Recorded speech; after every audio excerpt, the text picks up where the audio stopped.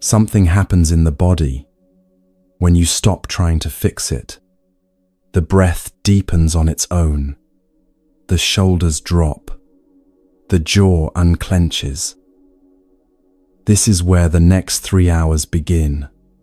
Not with effort, but with that.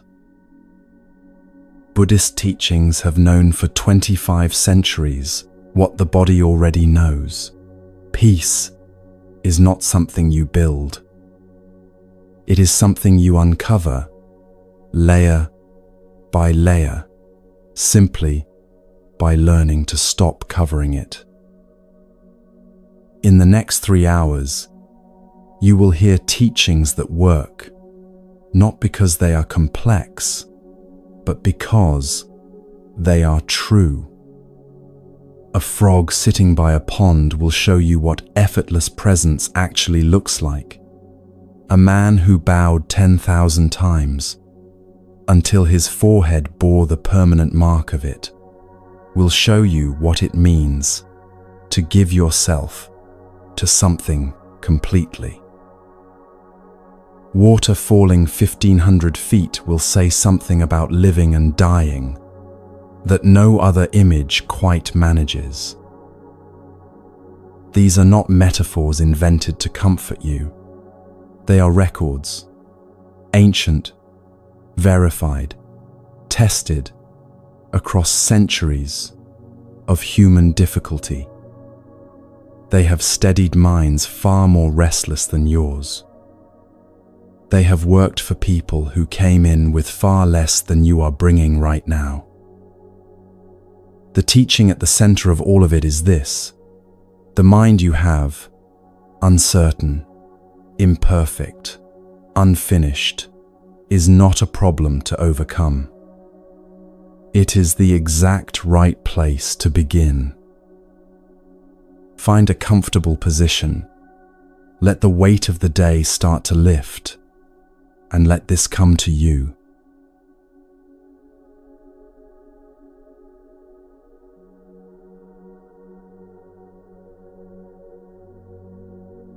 Something happened to you roughly 20,000 times today, and you probably noticed it for less than a minute total.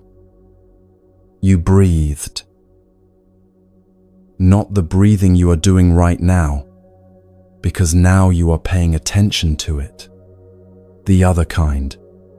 The breathing that continues while you are arguing, while you are anxious, while you are so absorbed in a task that the body disappears entirely from awareness, except as a vessel for getting things done. The breathing that keeps going in the middle of the night when no part of the mind is available to supervise it. That has continued, without your management, every single day of your life, through grief and fever and heartbreak and distraction, faithful to a rhythm nobody taught you and nobody can take away. Buddhist teachings have pointed at this for 25 centuries. Not as a relaxation technique, not as a metaphor for something more important happening elsewhere, as a direct route into one of the most quietly liberating truths available to a human being. You are not as separate from the world as you have always assumed. And the breath is the proof, happening right now, inside this body, with or without your awareness, with or without your permission. Consider what is actually happening in the chest right now. The air currently inside your lungs was, 4 seconds ago, part of the room around you, part of the world outside your skin. It had been moving through the space between things, carrying no intention to enter you, belonging to no one. Then the chest opened, pressure shifted, and it came in, not because you invited it, but because the body created the conditions and the air simply responded. In a few seconds it will leave again, warmer than it arrived, carrying carbon dioxide, carrying traces of your body's chemistry, back out into the shared air of the room. Someone in this building will breathe it. A plant on a windowsill somewhere will convert it. It will cross oceans in the slow current of the wind and enter the lungs of someone who will never know it passed through yours. This is not poetry. The oxygen in your blood right now was produced by organisms that lived before any human walked the earth. The water cycling through your cells has been rain, has been river, has been ocean, has been ice, and will be all of these things again long after it leaves you. You are assembled entirely from material that was here long before you arrived, and will continue long after you leave. The breath is simply the most available reminder of this, the one that arrives every few seconds, without ceremony, without rest, without ever asking for your approval. The boundary between you and everything else is real, and it is also, every few seconds, completely open. Stay with that for a moment, not as an interesting idea to file away, but as something happening right now, in the chest, as these words arrive. The boundary opens. It has been opening, without your knowledge or consent, for every single breath of your entire life. There is an image in Zen teaching for this. A swinging door. Not a heavy door, not the kind with a deadbolt and a weather-sealed frame that locks the outside out. The light kind, the kind that hangs freely in a doorway and moves in both directions, pushed open with equal ease from either side. There is no preferred direction, no resistance to one side over the other. Whatever comes from outside moves it inward. Whatever comes from inside moves it back. It does not hold a position. It does not resist movement. It simply responds to whatever arrives, completely, and then returns to the center. This is the breath. Air presses in from the world. The door swings inward. The body releases. The door swings back.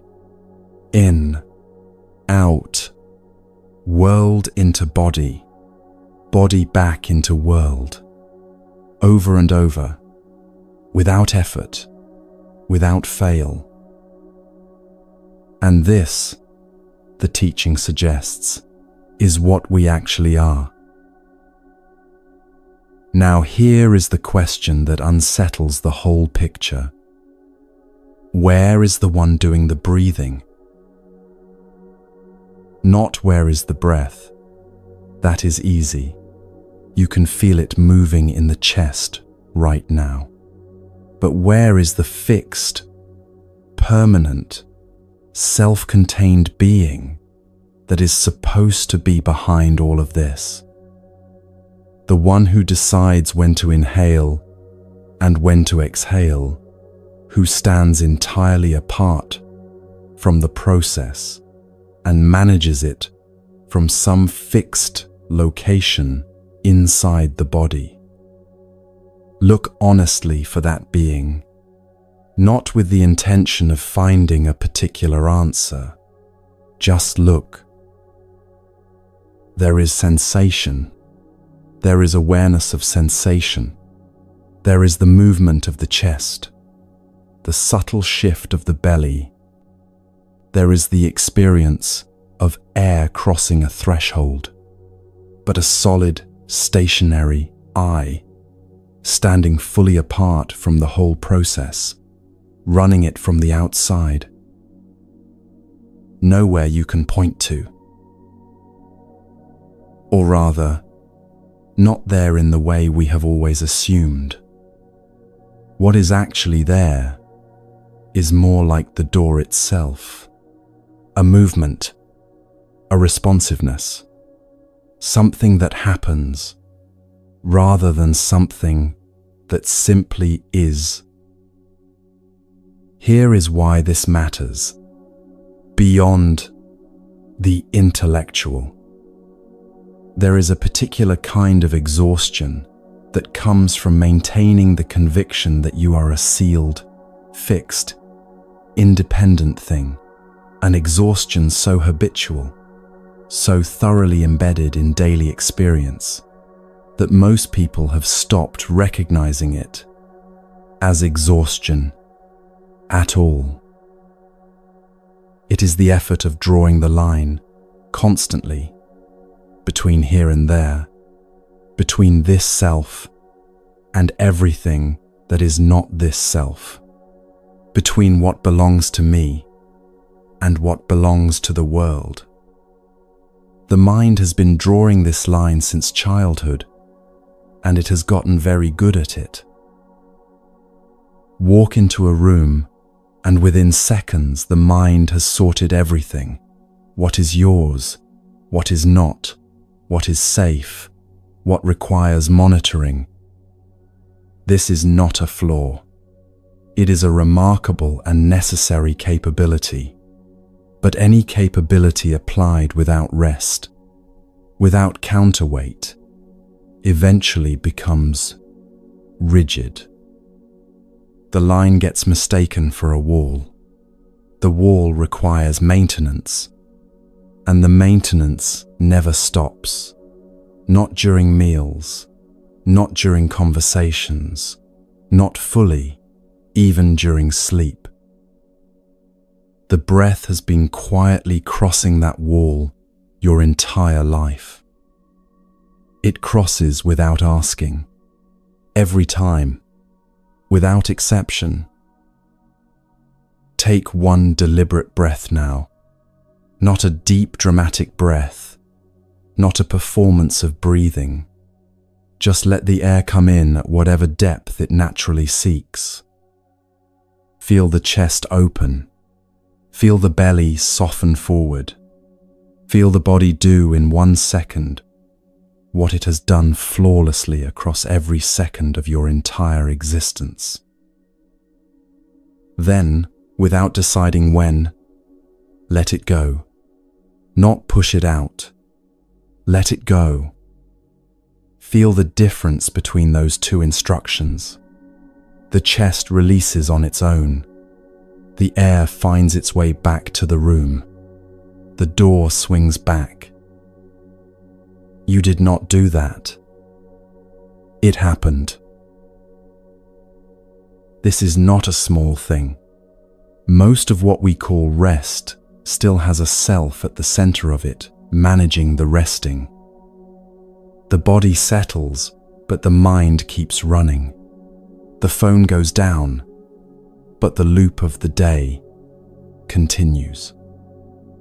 What the breath reveals, if you genuinely let it, is something different from any of that. A process that requires no management. That runs better, in fact, when management steps back entirely. That has never once, in the whole history of this body, needed your permission to continue. This is deeply unusual in a life structured around effort. Most things require tending. Relationships, work, health, these all need attention to sustain them. But the breath tends itself. It is the one thing in your life that has always been completely reliable, completely present, and completely indifferent to whether you are grateful for it. When that recognition lands, not as a concept but as a felt experience in the body, something loosens that did not know it was held. Not the muscles, something underneath the muscles. The particular effort of insisting you are a sealed thing in a world that keeps, with every single breath, demonstrating otherwise. You can feel it if you look honestly, not a dramatic sensation, just a slight easing, like the moment a room that has been slightly too warm finally finds the right temperature. Nothing dramatic, something real. What tends to happen when even a little of that grip releases is that things become more vivid rather than less. Sounds arrive more clearly. The specific weight of the body against whatever holds, it becomes more real. The breath itself deepens without effort, not because anything has changed, but because there is slightly more attention available to receive it. The defended self uses a great deal of energy. When some of that is released, it does not disappear. It returns to the present moment, which turns out to contain considerably more than the defended self ever allowed in. There is a rest that opens here, not the rest of finishing work, which still happens to a self who will begin again in the morning. This is closer to the rest of a hand that has been gripping something for so long it forgot it was gripping, and then, without drama, simply opens. What releases is not anything valuable, only the effort of holding, and the hand opening is lighter than it has been in a very long time. You do not disappear when this happens. That is worth saying plainly, because the fear is real. If the boundary softens, something essential might dissolve. But what actually happens is the reverse. When the grip eases, there is more available, more clarity, more sensation, more genuine contact with what is actually present, rather than with the defended version of it the mind has already prepared in advance. The swinging door does not vanish when you stop holding it shut. It simply becomes what it always was, moving freely in both directions, receiving and releasing with equal ease, without preference, without resistance. 25 centuries of Buddhist practice rest on this one physical, available right now observation.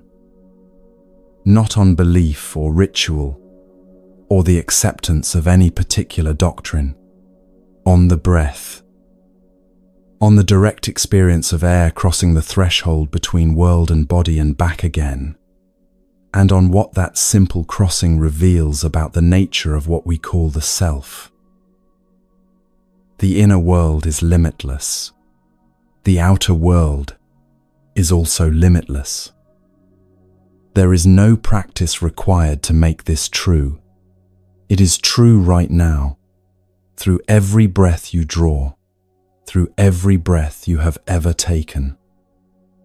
And through the swinging door of each one, inside and outside have always been one whole world. Let the door keep swinging. Let the breath keep moving in its old faithful rhythm. The conversation between inside and outside has never stopped. Not once in your entire life, not in your most difficult moments, not in the times you felt most enclosed. The door was always swinging. The air was always moving. The inside and the outside were always in contact.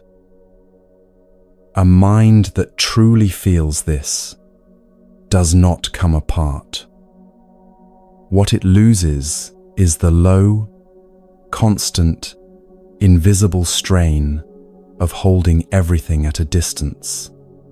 And what comes in to fill that space is something that has no grand name, simply room, the kind that does not come announced, the kind that does not require you to be ready for it, the kind that arrives not from changing your circumstances or clearing your schedule, but from noticing that the walls you believed were sealed have always had a door in them, swinging freely in both directions, never once fully closed, always already open, waiting only for you to feel it.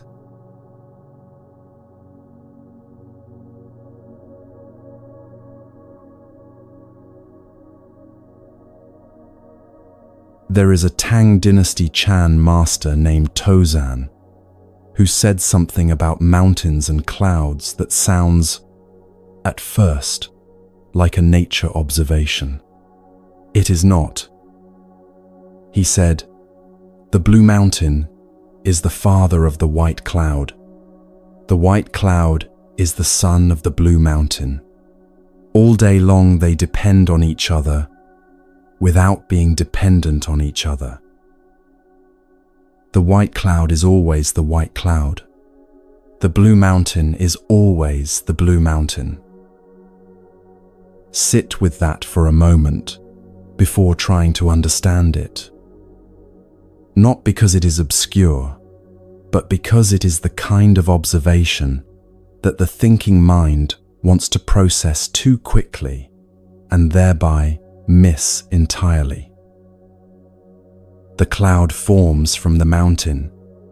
The moisture that rises from the mountain's slopes and forests becomes the cloud that drifts above it. In that sense, the mountain made the cloud. The cloud is the mountain's child, formed from the mountain's own substance. And yet the cloud moves freely. It drifts where the wind takes it. It changes shape continuously. It is not the mountain and does not behave like the mountain.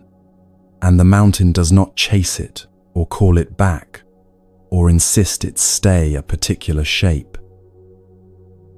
The mountain simply remains, solid, rooted, entirely itself. The cloud entirely itself, dependent and independent at the same time. This is one of the most precise descriptions ever given of what a mind at peace with itself actually looks like from the inside.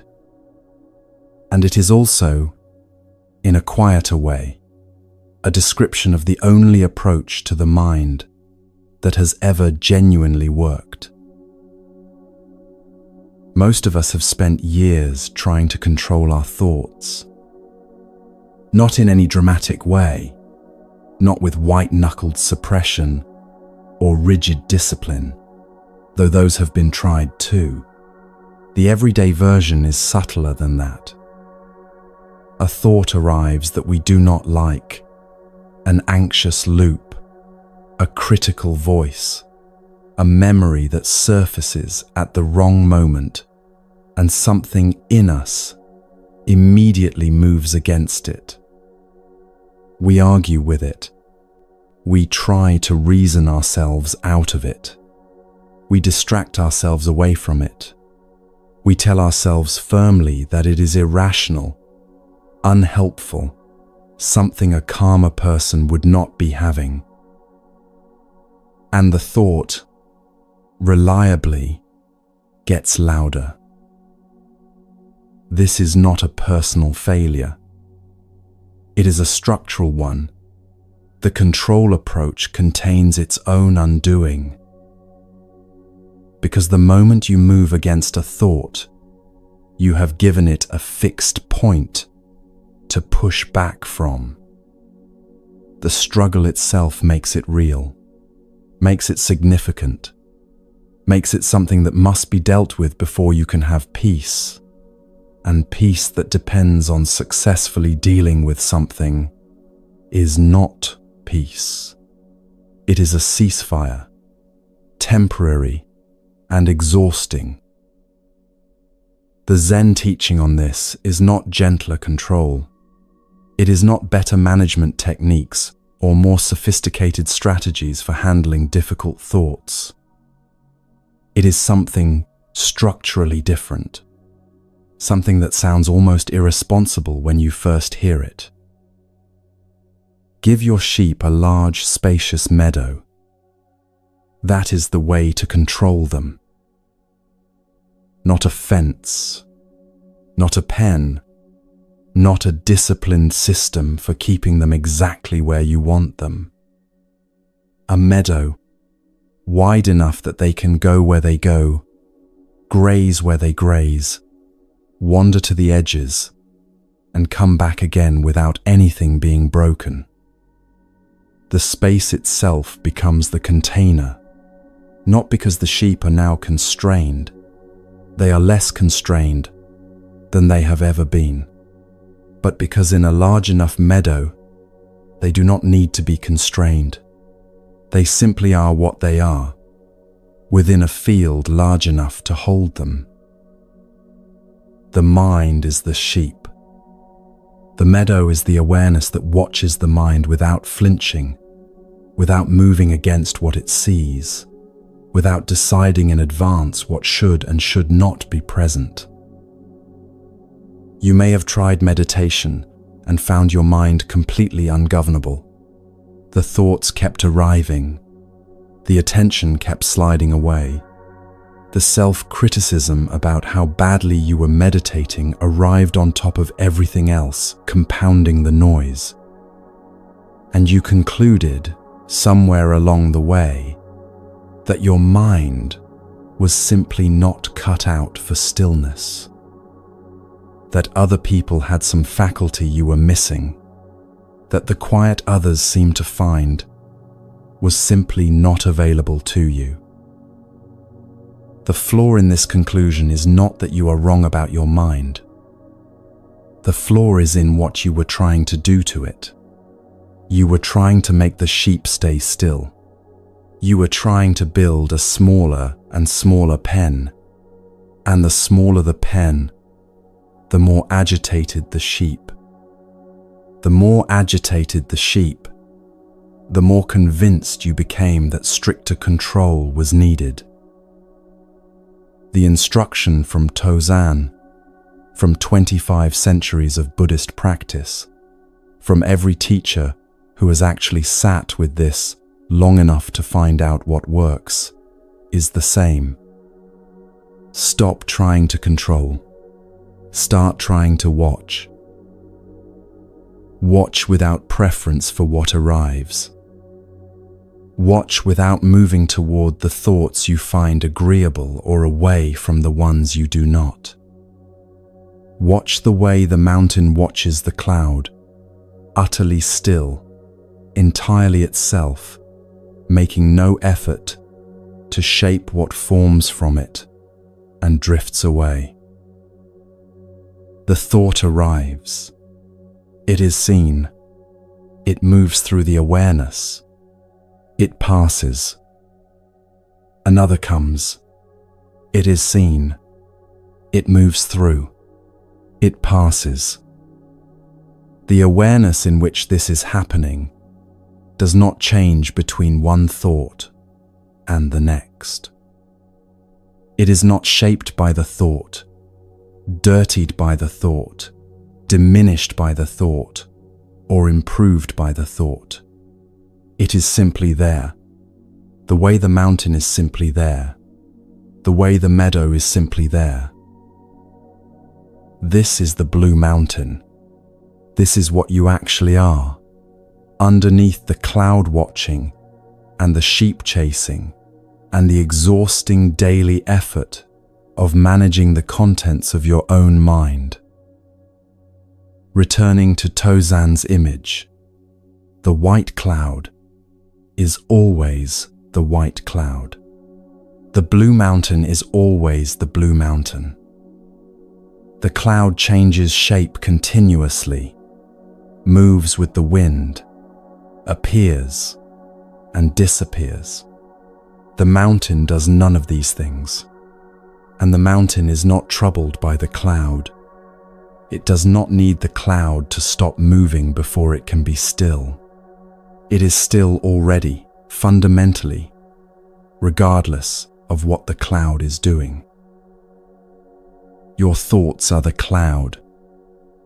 What watches the thoughts is the mountain.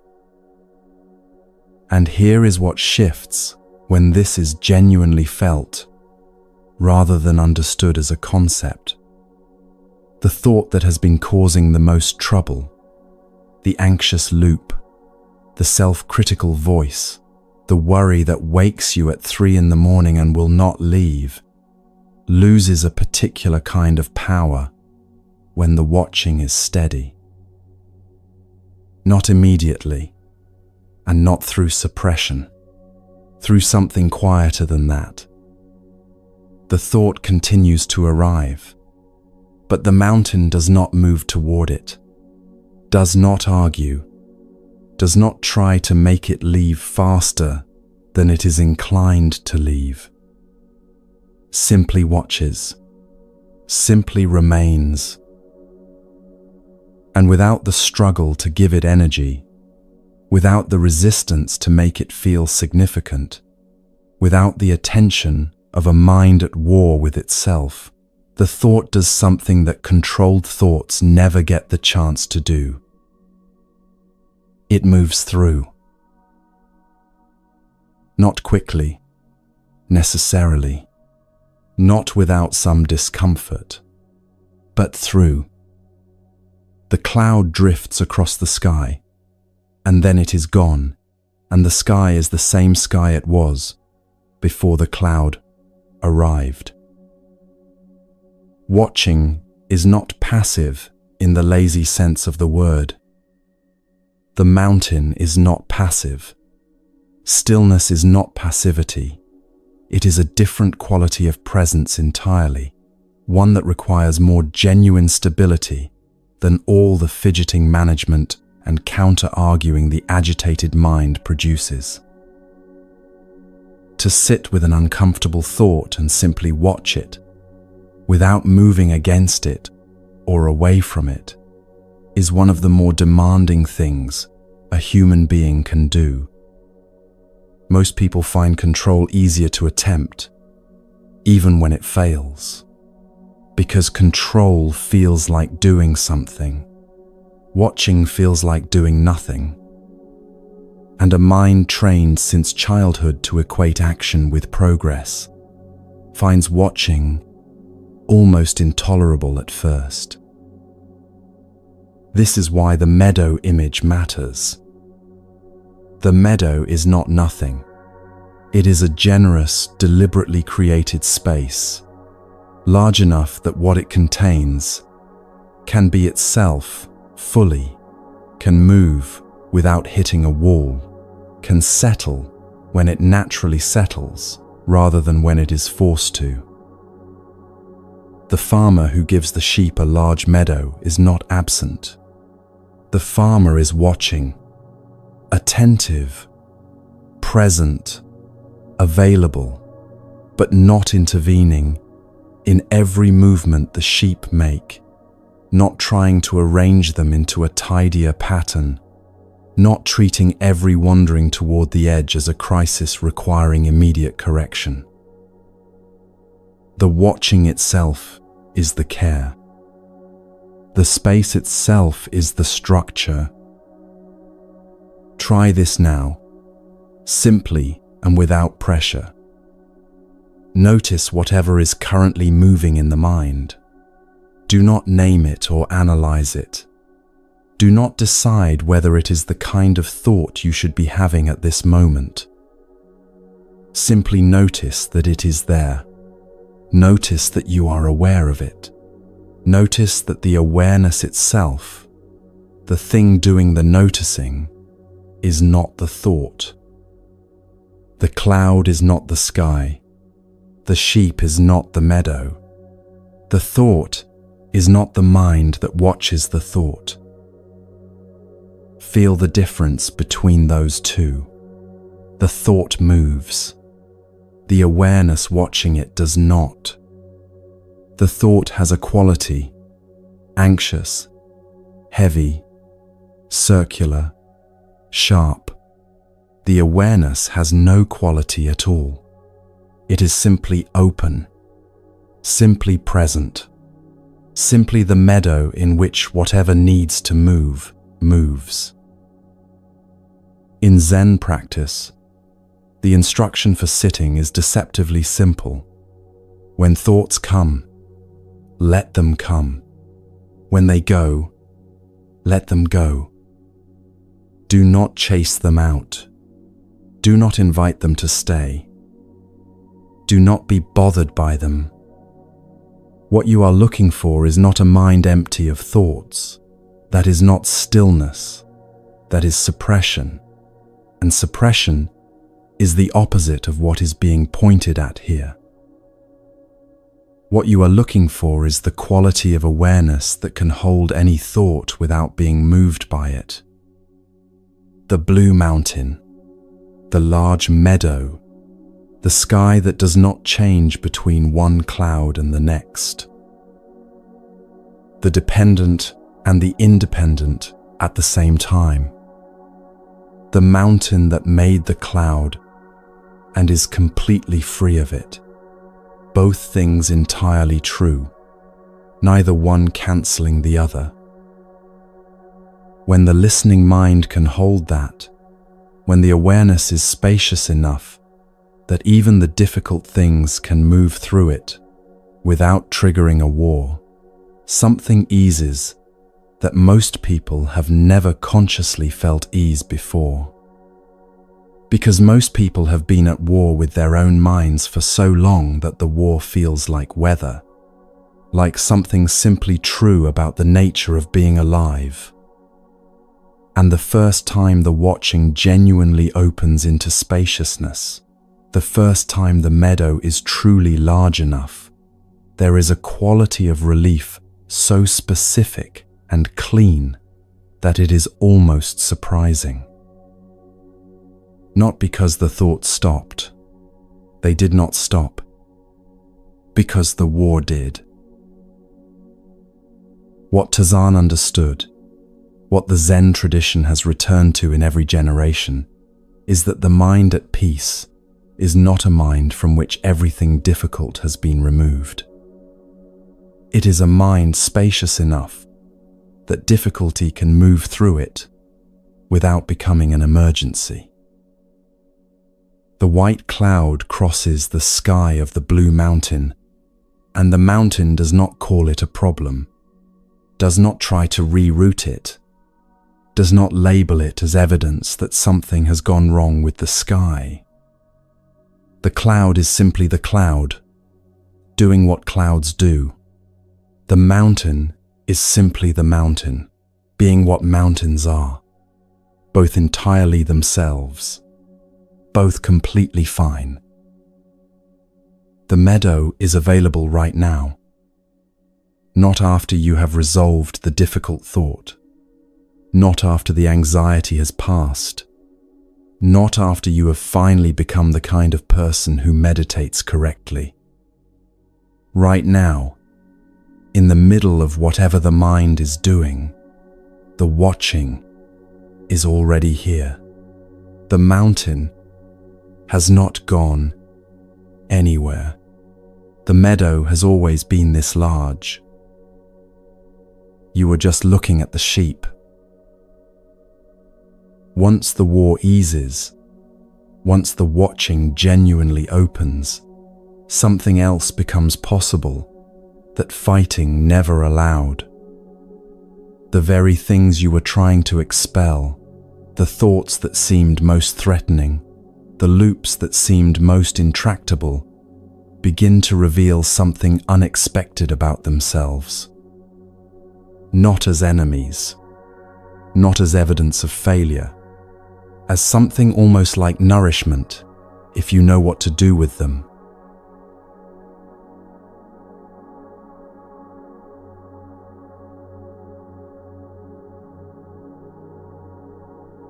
Put your hands in soil sometime. Not for any particular reason. Not as part of a system or a plan. Just kneel down somewhere where things grow and press your hands into the earth until you feel the temperature change, cooler beneath the surface, slightly damp, carrying a smell that is older than anything you own. There is something in that contact that the body recognizes before the mind has a chance to name it. Something grounding in the most literal sense of the word. Something that quietly communicates, without language, that this has all been happening for a very long time before you arrived and will continue for a very long time after you leave. Now look at what is growing.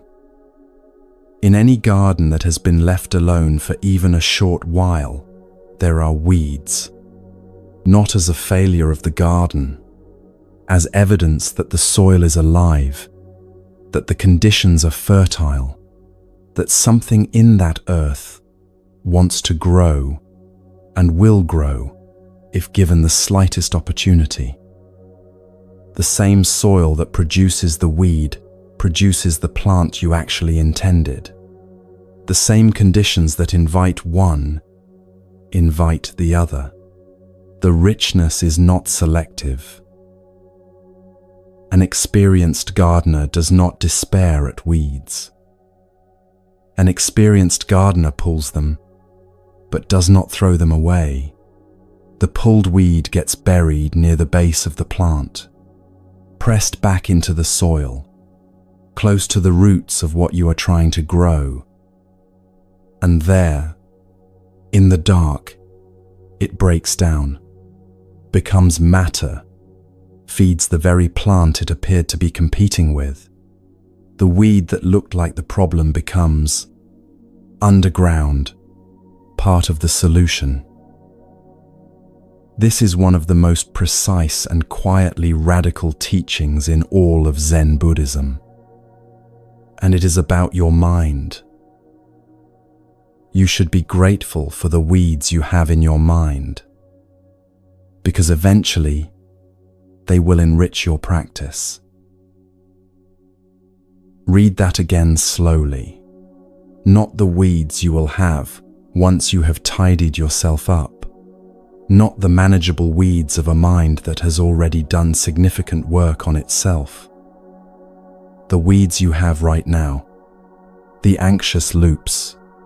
The self-critical voice that arrives without invitation and stays well past its welcome. The restlessness that makes stillness feel like a punishment. The old grievances that surface during meditation with the reliability of tides. The thoughts you are ashamed of having.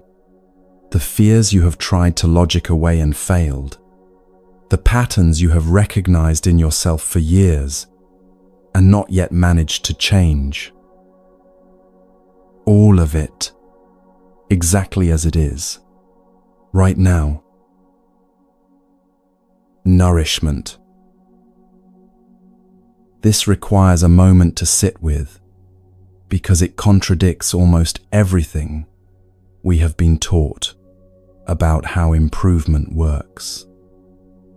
The cultural story is straightforward.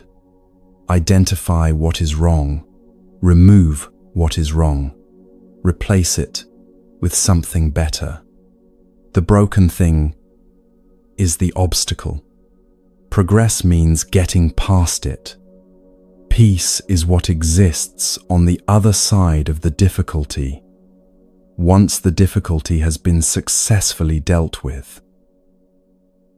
The Zen teaching turns this completely around. The difficulty is not in the way of the practice. The difficulty is the practice. The weed is not blocking the growth of the plant.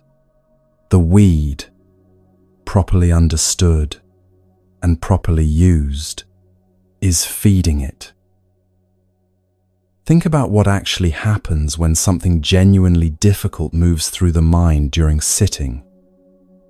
Not the mild discomfort of a wandering thought, but the real difficulty, the kind that arrives with weight, that the body responds to, that makes you want to stand up and do something else immediately.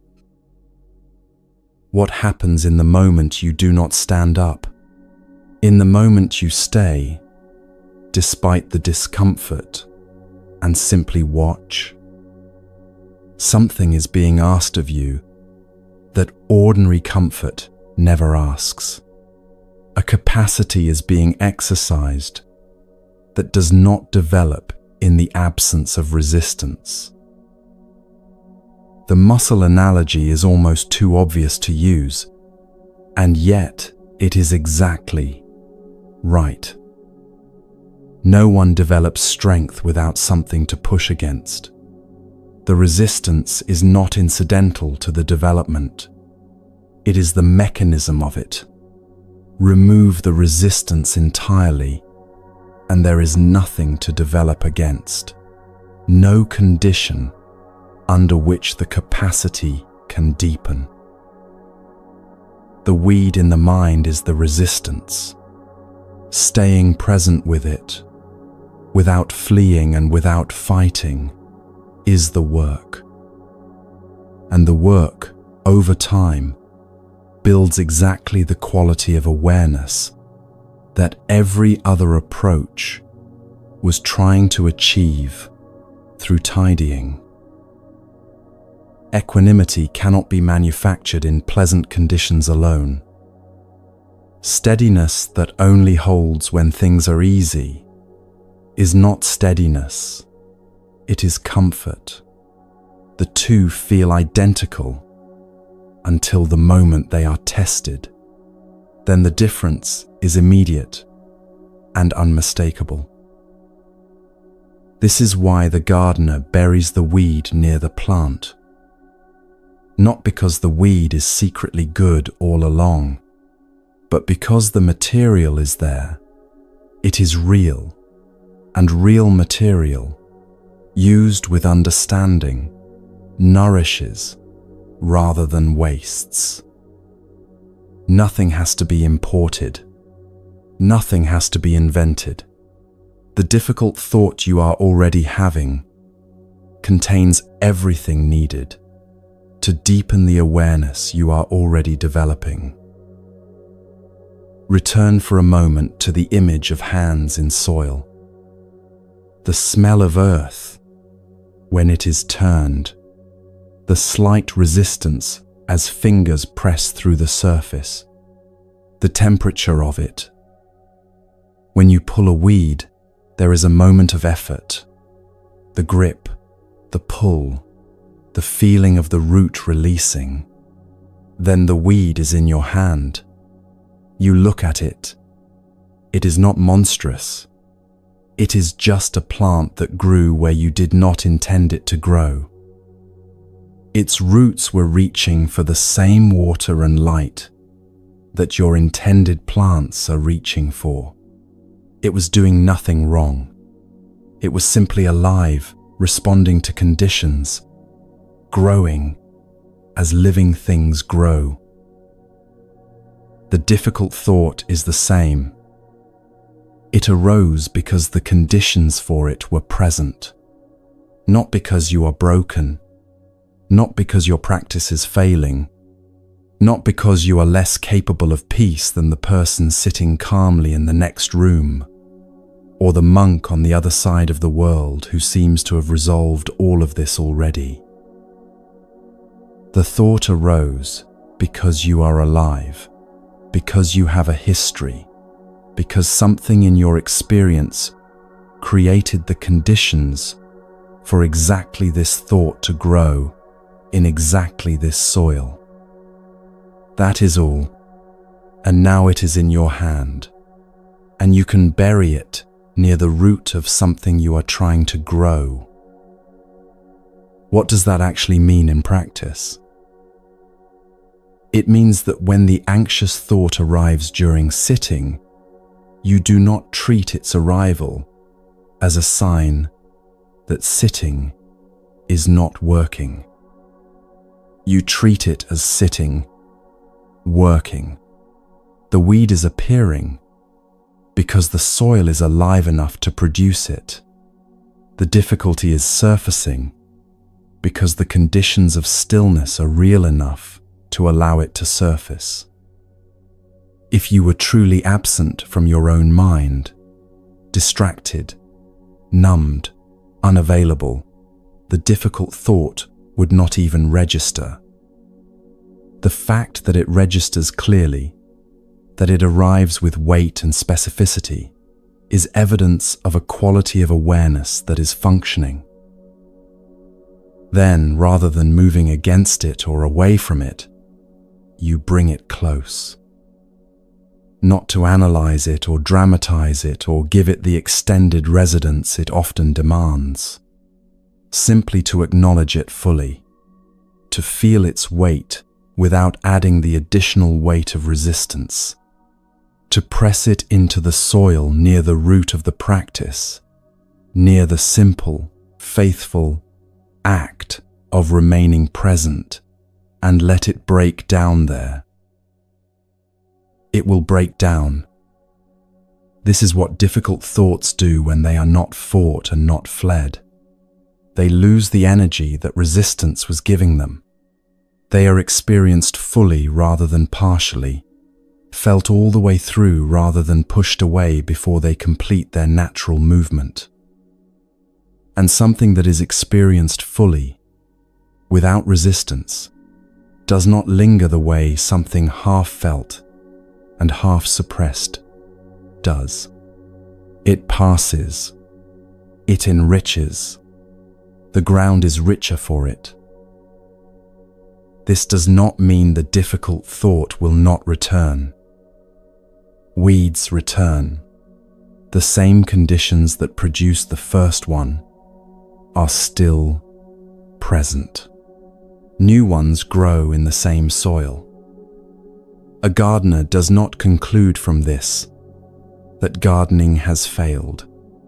The gardener simply continues, pulling, burying, watching, tending, season after season, without expecting the weeds to stop, without measuring the quality of the garden by their absence, without treating each new growth as a referendum on the gardener's competence. The practice continues. The soil deepens. Slowly, over time, almost without noticing it, the quality of what grows there changes. Not because the weeds were finally eliminated, because the soil became rich enough that what you intended could take root more deeply, more firmly, with greater resilience against the seasons. There is a quality of effort in this that is different from the effort of control. Control is effortful in a tight way, held, braced, vigilant, always checking whether the thing it is controlling is still where it was put. This is effortful in an open way. It requires presence, but not tension. It requires returning, again and again, to the simple act of sitting with what is present. The effort is real, but it moves in a different direction from the effort of fighting. It moves toward the ground rather than away from it. And the ground responds. This is what every gardener who has worked the same soil over many seasons comes to understand, that the ground is not passive, not indifferent, not a neutral medium into which you deposit effort and retrieve results mechanically. The ground is alive, It responds to what is given to it. Feed it, and it deepens.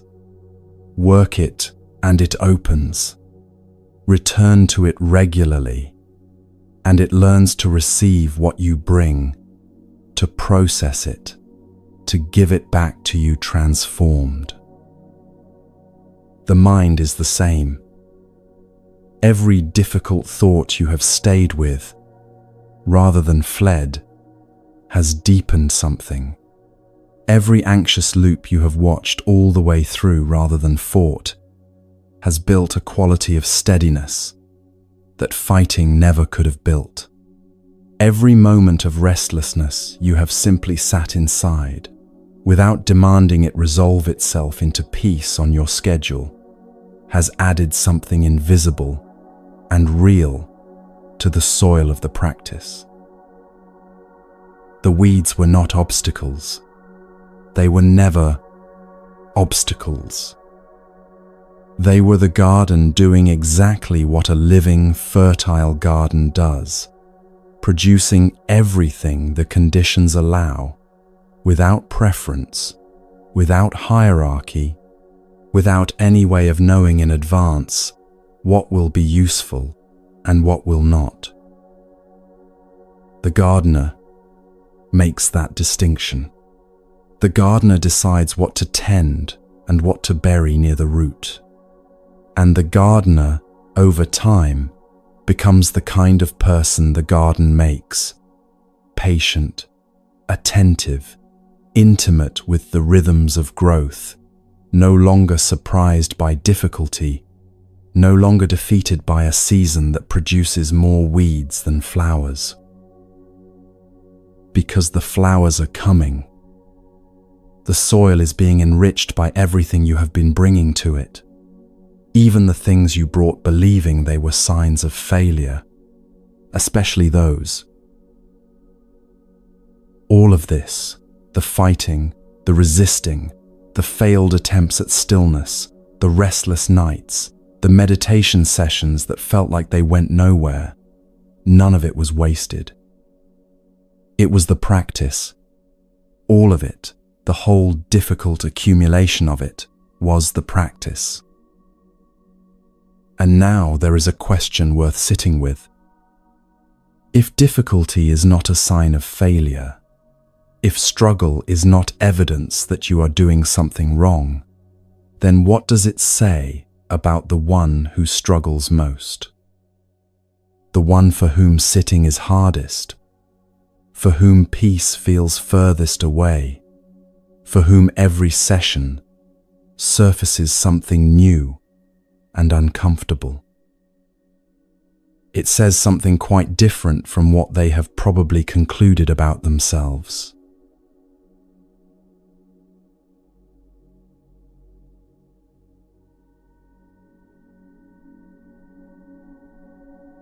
There is an old teaching about 4 horses, not a metaphor dressed up to look like a story, an actual teaching, plain and direct, used for centuries to describe something true about the nature of practice and the nature of human beings. It goes like this. The first horse is the finest horse imaginable.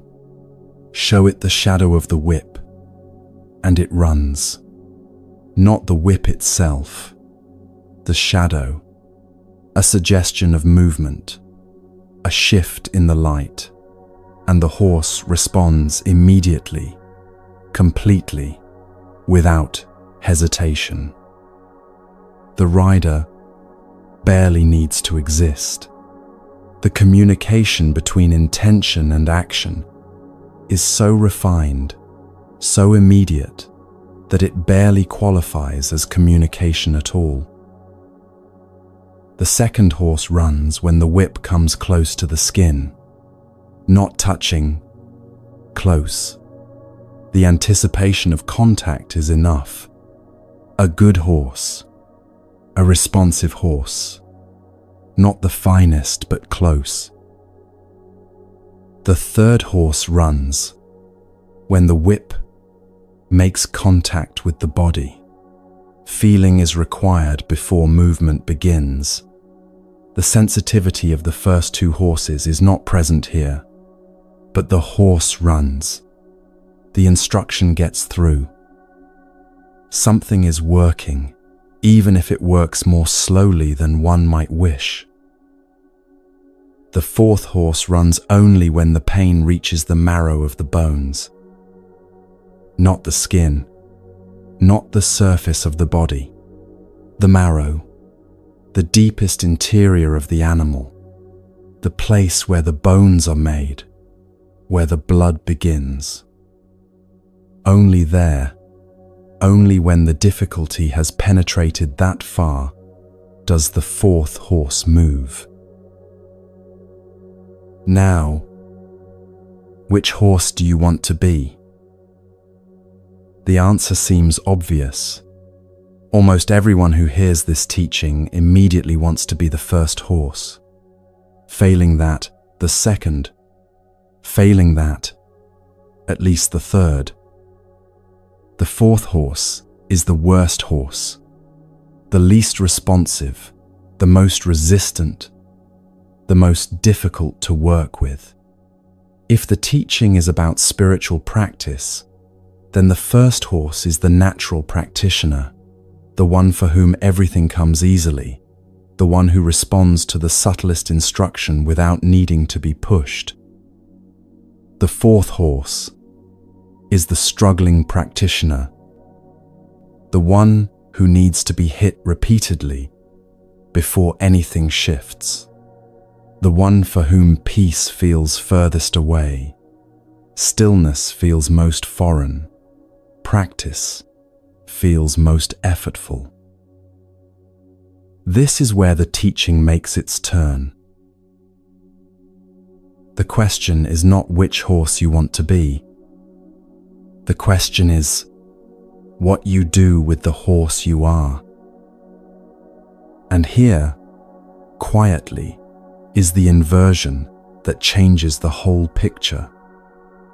When you consider the mercy of Buddha, when you sit with what genuine compassion actually feels like, rather than what the word implies, where does it rest most fully? On the first horse, for whom everything comes easily, or on the fourth horse, for whom every single step costs something real? The fourth horse reaches the marrow. That is not a description of failure. That is a description of depth. The first horse is touched at the surface and responds. The fourth horse is touched all the way to the bone. The difficulty does not stay on the skin. It goes in. And what goes in that far leaves something behind that surface contact never reaches. Think about what you actually know from your hardest experiences. Not the convenient difficulties, the ones that were uncomfortable for a week and then resolved into a tidy lesson. The genuine ones, the losses that change the shape of things permanently, the failures that sent the pain all the way to the marrow. What do you know now that you did not know before those experiences? And could you have learnt it any other way? Through reading, through instruction, through observing the difficulties of other people from a comfortable distance.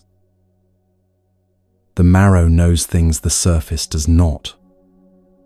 The fourth horse, by the nature of what it requires to move, develops a relationship with difficulty that the first horse never needs to develop and therefore never has.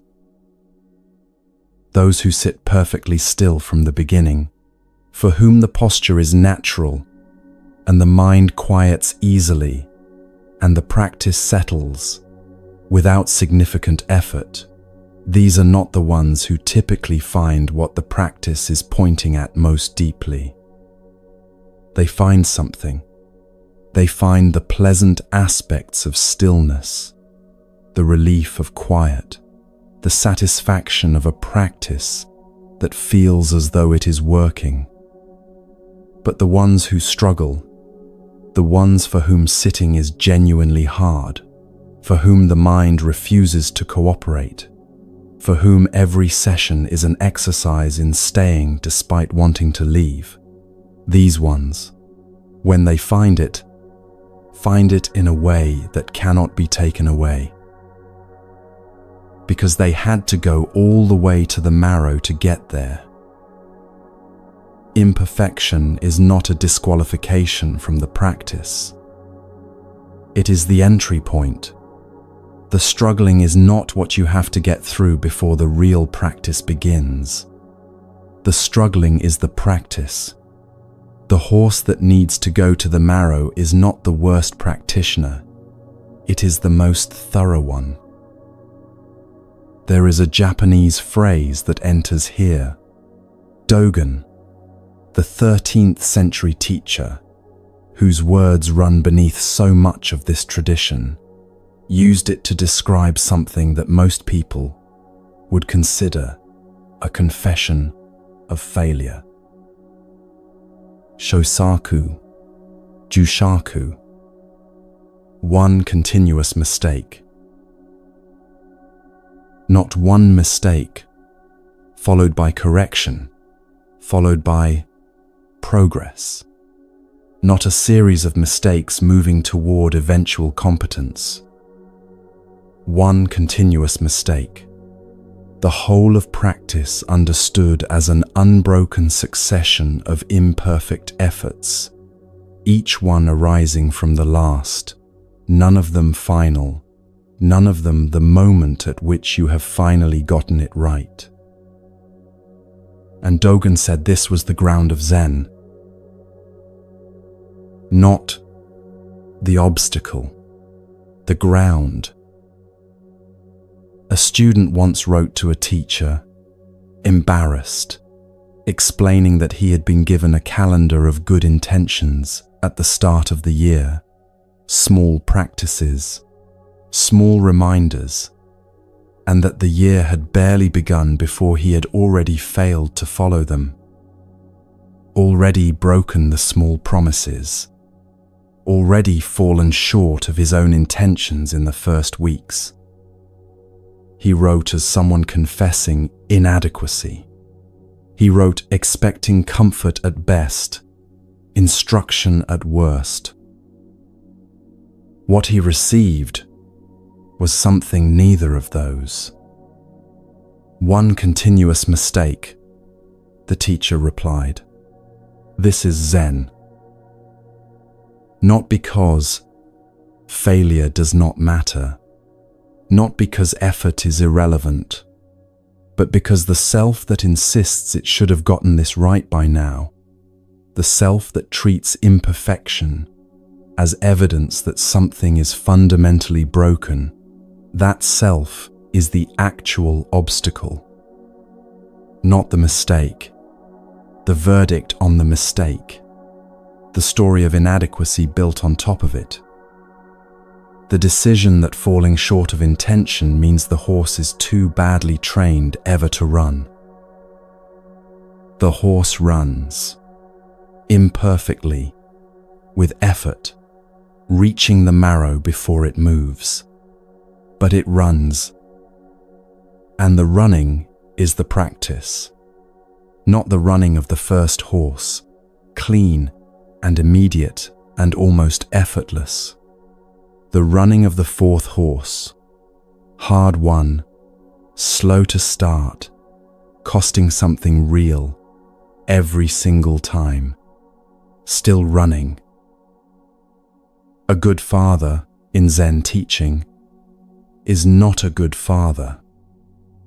This sounds like a riddle, and it is, but only until it opens. The one who thinks he is a good father is not a good father. because the certainty itself has closed something. The evaluation has settled. The learning has stopped. But the one who thinks he may be failing, who is always reaching towards something he has not quite achieved, who measures each day against the father he is trying to be rather than the father he has decided he has become, that one, in the trying itself, in the continuous imperfect effort, is the good father. The practice is the same. The meditator who sits each morning certain they are doing it correctly has, in that certainty, found a resting place that is not the practice. The meditator who sits each morning uncertain, struggling, wondering if this is working, staying anyway, that one is inside the practice, all the way inside it, where it actually is. One continuous mistake, not as a consolation for failure, as a precise description of what genuine practice looks like from the inside. Consider what it would mean to actually accept this, not as a concept, but as a genuine orientation to approach each sitting, each day, each attempt at presence, with the understanding that the imperfection is not something to eliminate before the real work begins. That the real work is already happening inside the imperfection, because of the imperfection. The weed is being buried near the root. The marrow is being reached. The fourth horse is running. What would you stop waiting for? How many people are waiting to begin their practice until they have more time, more quiet, a better cushion, a calmer mind, a life that has settled into something more conducive to stillness? How many have concluded, somewhere in the accumulation of imperfect attempts, that they are simply not the kind of person for whom this works? That the first horse is what is required, and they are, irrevocably, the fourth. The teaching says, you are exactly the right kind of difficult. Your particular resistance, your specific struggle, the precise shape of your restlessness, these are not evidence against your capacity for peace. They are the conditions under which your capacity for peace will be built. Not despite the difficulty, through it, all the way through it, marrow and all. Calligraphy teachers in Japan have noted for centuries that the students who come to the art without natural talent, the ones for whom the brush feels wrong, the ink too thick or too thin, the strokes awkward where they should be fluid, these students, when they persist, often become the finest calligraphers. Not always, but often enough that the observation has held across generations. Because the naturally gifted student reaches a certain level easily and then stops there, comfortable, without the necessity of going further. The struggling student never stops being pushed by the work. The marrow keeps being reached. The depth keeps being built. This is true in art. It is true in life. And it is true in this practice. So if you have come to this with a mind that will not cooperate, with a history of abandoned attempts, with a self-assessment that places you firmly among the worst horses, the teaching is not asking you to become a better horse. It is asking you to be this horse, completely, to run from the marrow the way this horse runs, to bring the full weight of your particular difficulty into the practice, not as something to overcome, but as the very thing that makes the practice yours. One continuous mistake, sustained, single-minded, unhurried effort in the direction of something that may never be perfectly achieved. This is not a lowered standard. It is the actual standard, the one that applies to the first horse and the fourth horse equally, because the first horse's ease and the fourth horse's struggle are both, in the end, just conditions. What matters is the running. What matters is the staying. What matters is that the horse, whatever horse it is, keeps moving in the direction it has chosen, imperfectly, faithfully, all the way to the marrow. There was a man who understood this, not as a teaching, but as a daily physical fact.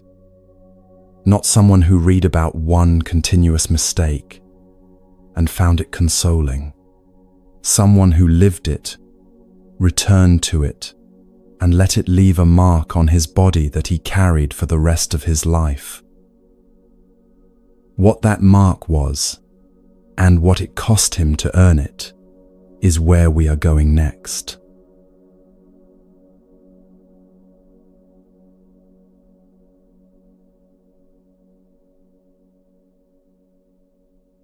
There is a detail in an old account of a Zen teacher that stops you if you are paying attention. Not the teaching, the detail. The teacher had a callus on his forehead. Not a metaphorical mark, not a quality of character visible only to those with the eyes to see it. An actual physical callus, thickened skin built up over decades in the exact spot where his forehead met the floor during bowing. The body had recorded what the years contained, pressed into the flesh, permanent, carried everywhere, the accumulated evidence of a man who had bowed so many times that his forehead had changed shape to accommodate it. Think about what that requires. Not in terms of devotion or discipline. Those words are too abstract for what is actually being described. Think about it in terms of repetition. Skin does not thicken from occasional contact. Skin thickens from contact sustained over years, returned to so reliably that the body eventually decides this surface, this pressure, this particular meeting of forehead and floor is a permanent enough feature of existence to be built into the architecture of the body itself. The callus is a record, and what it records is not perfection. This teacher joined the Soto order at 32. For a Japanese priest, this is late. The path typically begins much younger, when the joints are more flexible, when the habits of the self are less established, when the personality has not yet had 3 decades to settle into its particular shape. His master saw this immediately and did not soften the observation. He called the new student a late-jointed fellow, said it plainly, without cruelty, but without cushioning either. You have come late. Your joints are stiff. This will be harder for you than it needed to be. And it was. This teacher was stubborn by his own description. He knew it about himself, did not pretend otherwise. The stubbornness that makes late entry difficult is the same stubbornness that makes certain kinds of change feel almost impossible. The habits of thought, the grooves worn into personality over years, the defended positions that a person old enough to have experienced real loss has real reasons to maintain. Giving all of that up, bowing it down to the floor, pressing the forehead into the mat, and surrendering the accumulated sense of self that 3 decades of living had constructed, this was not easy for him. The master knew it was not easy, and the master, in the way that genuine teachers have always responded to genuine difficulty, did not make it easier. He scolded, regularly, directly. The scolding had a quality that those who witnessed it described with something close to tenderness, because underneath the scolding, always, was the master's recognition that the stubborn fellow bowing at his feet was worth the difficulty. That the stubbornness itself, properly met, was not a flaw to be eliminated, but a quality to be transformed. The tiger, trained, does not stop being a tiger. It simply learns what the tiger's strength is actually for. So he bowed, not because it came easily, not because he had resolved the stubbornness first and then begun the practice once the resolution was complete. He bowed while still stubborn. He bowed as the 4th horse, reaching the marrow every time. He bowed because inside himself, always, he heard the master's scolding voice, and the hearing of it was precisely what moved him back to the floor, morning after morning, year after year. The callus grew. The forehead changed. The body built its record. When this teacher was 70 years old, he said something that contains an entire life. He said, "When I was young, I was like a tiger. Now I am like a cat." He said this with pleasure, not resignation, not the rueful acknowledgement of a man reflecting on what time had taken from him. Pleasure, the genuine satisfaction of a person who had made the journey from tiger to cat and found that the cat was the better place to arrive. The tiger is magnificent, powerful, certain, forceful, capable of imposing its will on its surroundings. The cat is something else entirely. The cat is present, unhurried, quietly alert without tension, at ease in its own body, in a way that power never quite manages to be, because power is always slightly vigilant, always aware of what would happen if it were not there. The cat does not need to be a tiger to feel safe. The cat simply is. This is what decades of bowing had accomplished. Not the elimination of the man's character, the stubbornness, the late-jointed difficulty, the tiger that had needed real training, the transformation of it, the tiger learning, through 10,000 surrenders, that what it had been protecting with such force was not the precious thing it had assumed, and that the letting go of it, the pressing of the forehead to the floor, the giving up of the defended self, the small daily dying that bowing asks for, was not loss. It was arrival. Bowing in this tradition is not a gesture of submission to something outside the self. This is a misunderstanding that the surface of the practice makes easy to make. You bow to the Buddha. Surely that is submission. Surely that is the acknowledgement of something greater than yourself to which you defer. But the teaching underneath is more precise and stranger than that. When you bow to Buddha, you should have no idea of Buddha. You simply become one with Buddha. You are already Buddha. And the bowing is the act of recognizing this, not before something outside you, but into something that you and what you are bowing to share completely. Buddha bows to Buddha.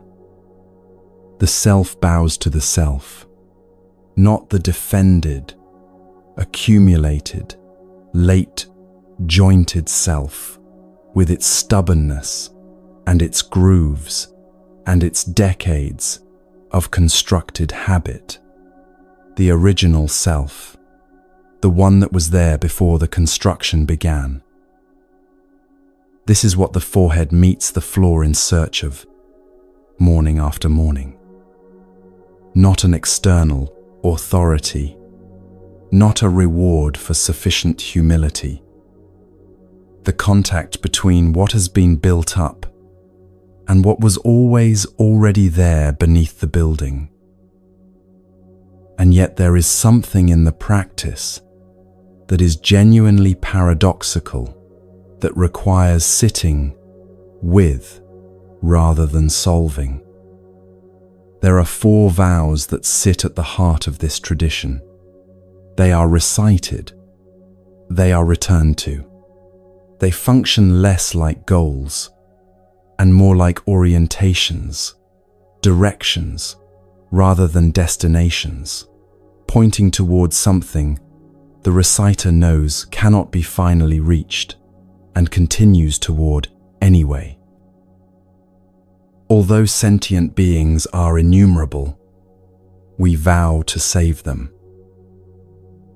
Although our desires are endless, we vow to be free of them. Although the teachings are limitless, we vow to learn them all. Although enlightenment is unattainable, we vow to attain it. Stay with that last one. Although enlightenment is unattainable, we vow to attain it. Not despite the impossibility, with full knowledge of it. The vow does not pretend the goal is reachable if you try hard enough. It acknowledges directly that it is not reachable and makes the vow anyway. Because the making of the vow is not about the destination. The making of the vow is the practice itself. The direction itself is the point. The aspiration itself, held sincerely and returned to continuously, is what the whole enterprise rests on. This is not a consolation for failure. It is a precise description of what genuine commitment looks like when it has stopped needing its own completion to justify its existence. A man who thinks he is a good father is not a good father, because the thought of already being good has created a resting place, a point of arrival, a closed door.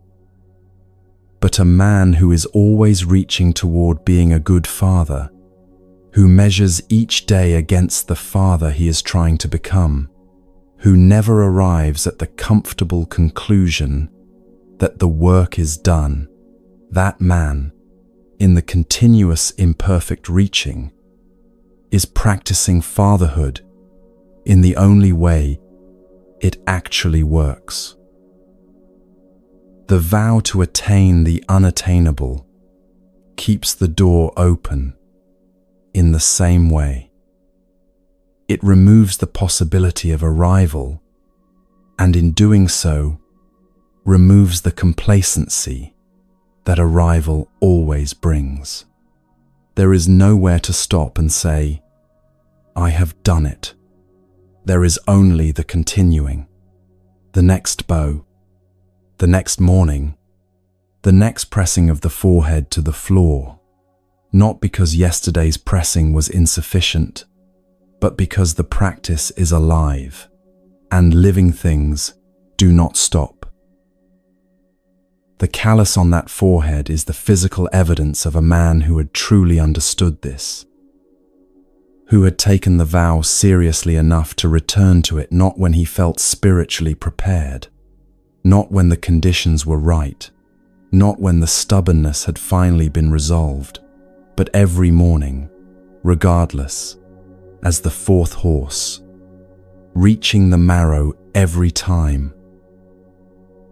There is a particular tenderness that this kind of commitment produces in those who witness it. Not admiration exactly. Admiration is what you feel for the first horse, for the one who makes it look easy, for the natural practitioner whose stillness arrives without visible effort. This is something quieter than admiration, closer to recognition. The recognition of someone who has taken the full weight of their own imperfection and bowed with it day after day, until the imperfection and the practice became the same thing. The tiger had arrived at 70 as a cat, not a diminished tiger, not a tiger that had given up. A tiger that had bowed so many times it had found something on the floor worth becoming, something quieter than power, something more present than certainty, something that did not need to impose itself, because it was no longer at war with what it was. The pleasure in his voice when he said it was not the pleasure of relief. It was the pleasure of a man at home in his own life, completely, undefendedly, without the performance of certainty that the tiger years had required. The cat simply sits. The cat does not need to prove the sitting is correct. The cat does not compare its sitting to other cats or wonder whether it has been sitting long enough or in the right way. The cat sits because it is a cat, and this is what it is, and there is nowhere else to be, and nothing else required. This is what 10,000 surrenders leave behind. Not the absence of the self that was surrendered, not a vacancy where a person used to be, a presence that has stopped needing to announce itself, a forehead marked by its own history, a man who found, somewhere in the decades of pressing his stubbornness to the floor, that the floor had something to offer that the standing position had never revealed. You do not need a callus to understand this. You do not need to begin bowing tomorrow, or to take up any formal practice that does not fit the shape of your life. What the story is pointing at is not the specific act of bowing. It is the quality of return, the willingness to come back imperfectly, continuously, to whatever practice you have chosen, without requiring it to have produced sufficient results before you give it the next morning. One continuous mistake, one forehead, one floor, one vow made and remade each morning, not because yesterday's keeping of it was insufficient, but because the making of it is itself the practice, and the practice does not stop. The tiger does not need to decide to become a cat. It simply needs to bow, consistently, imperfectly, all the way to the marrow, year after year, and the cat will arrive on its own, in its own time, with its own quiet pleasure in simply being what it has, through 10,000 surrenders, learned to be. Total commitment does not always look like dramatic sacrifice.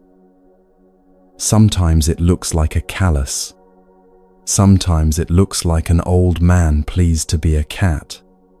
Sometimes it looks like one more morning, one more bow, one more vow made to something unattainable, because the making of the vow is the only honest response to the size of what is being attempted. There is another kind of total commitment that the tradition describes, less intimate than bowing, less personal than a callus, but no less complete. It is not a single repeated act. It is a way of moving through the whole of life without deviation, a direction so consistent that even the most disorienting circumstances cannot pull it off course. What that direction looks like and what keeps it from ever becoming rigid is a question two old friends answered without using a single word of explanation.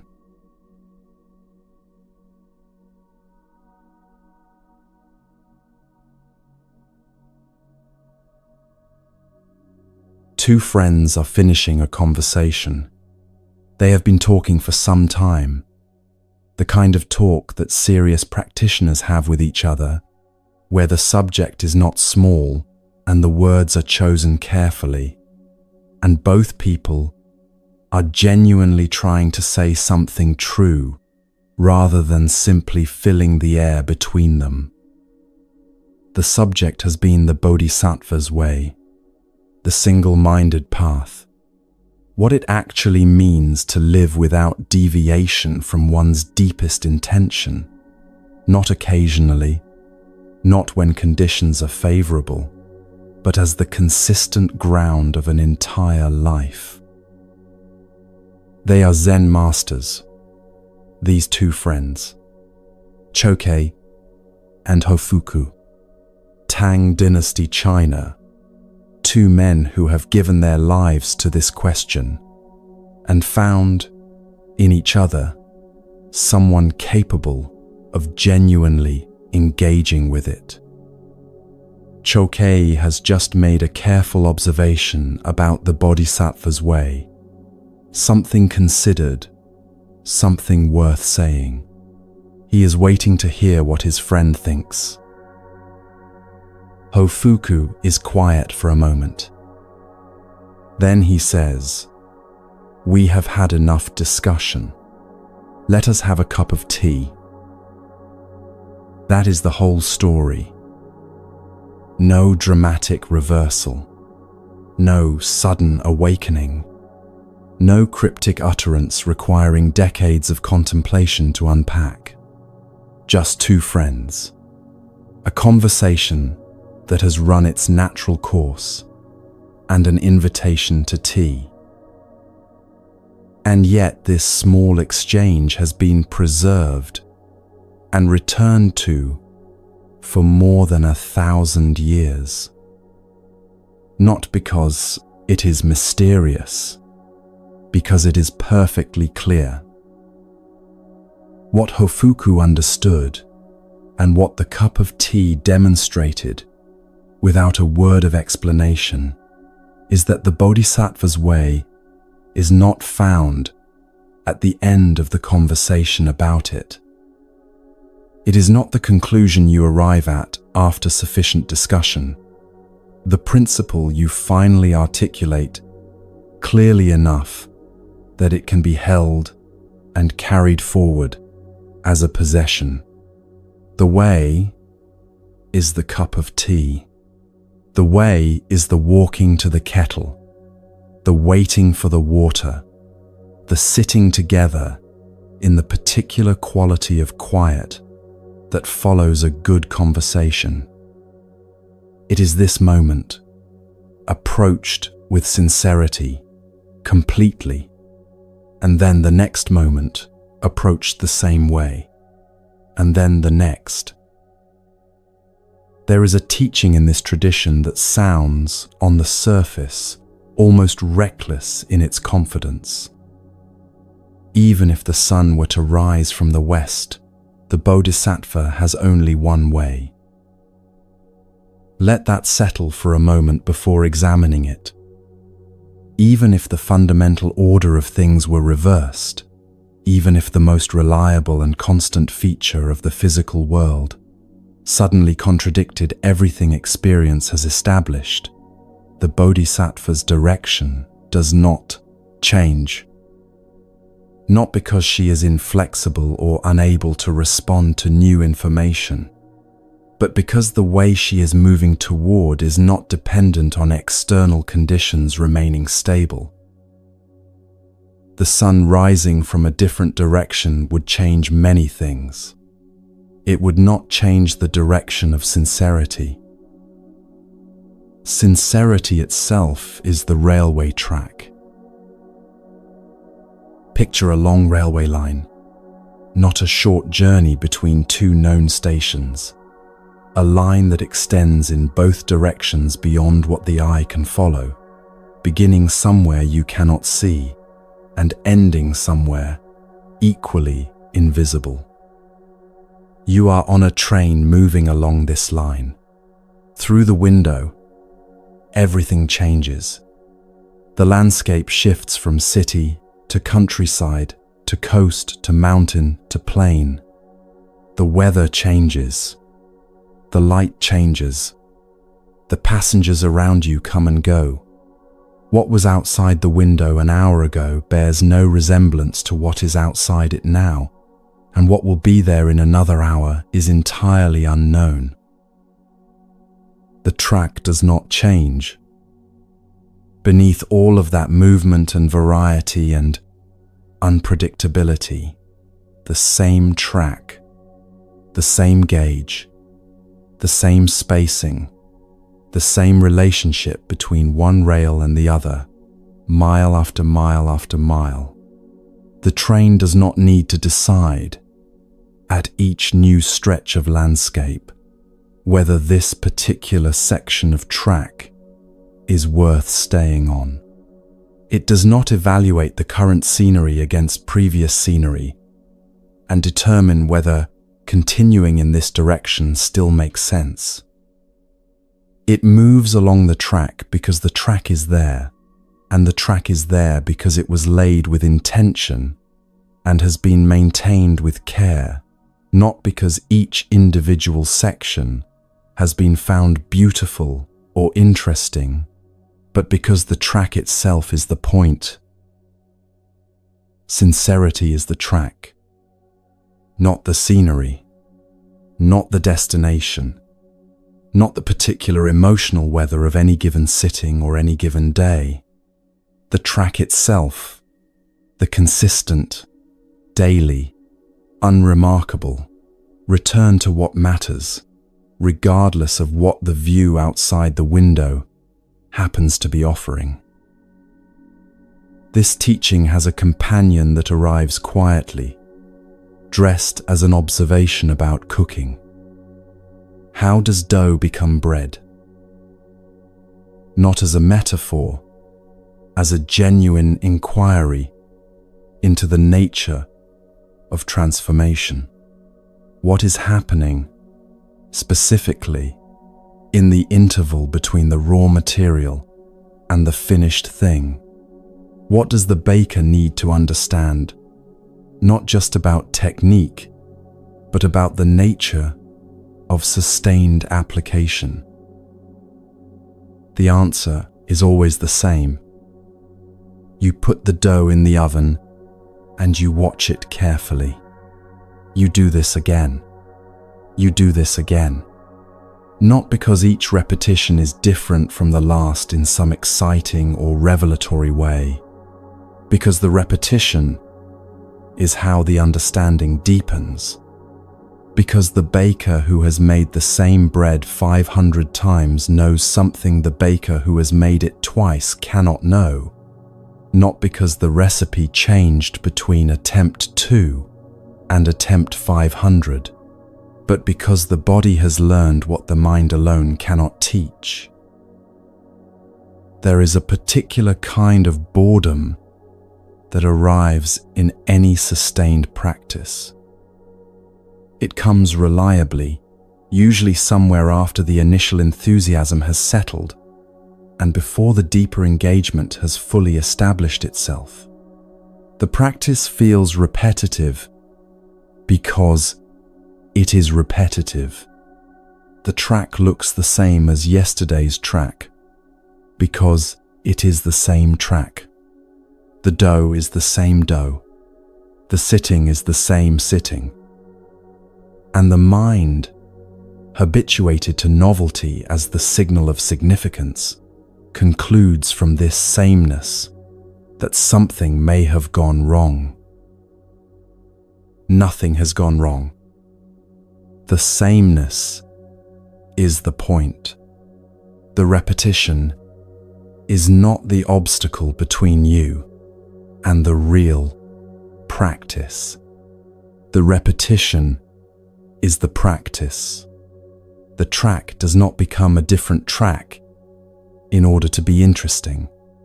It continues faithfully, the same track, and the faithfulness itself is what makes it trustworthy. A track that changed direction based on the current emotional weather of the traveler would not be a track at all.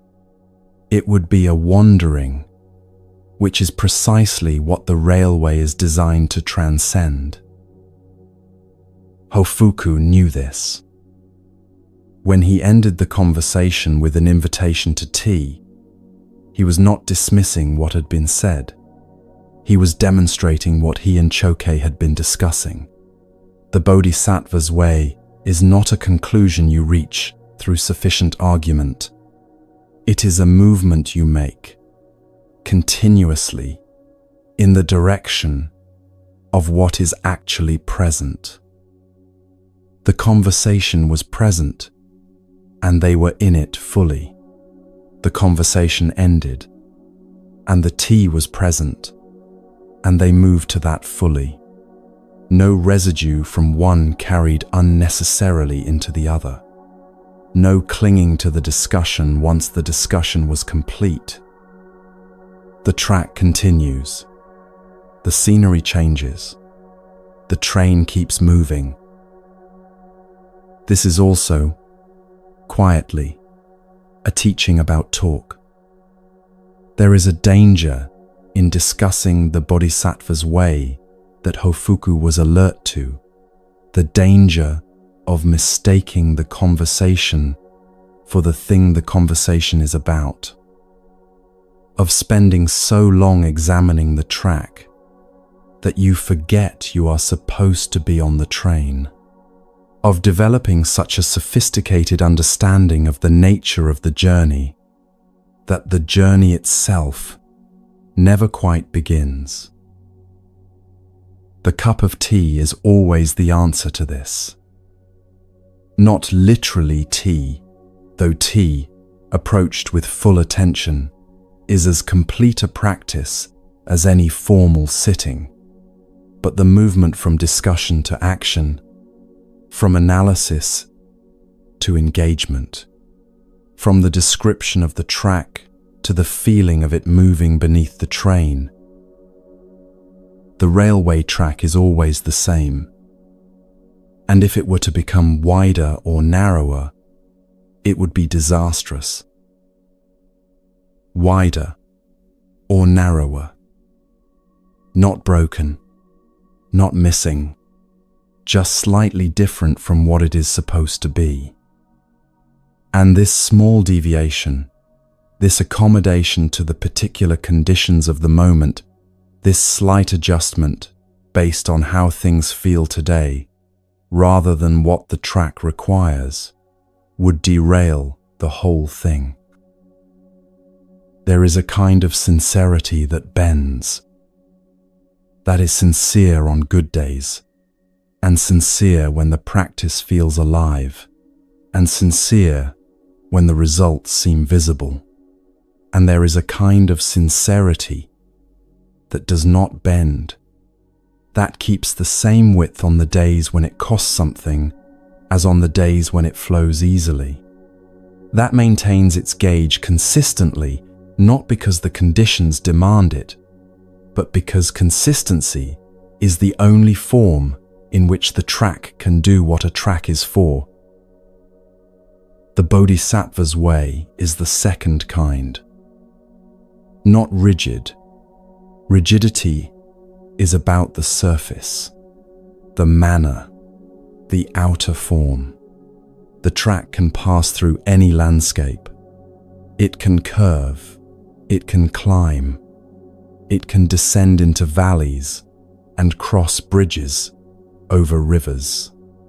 What it cannot do is change its own essential nature in response to the difficulty of the terrain.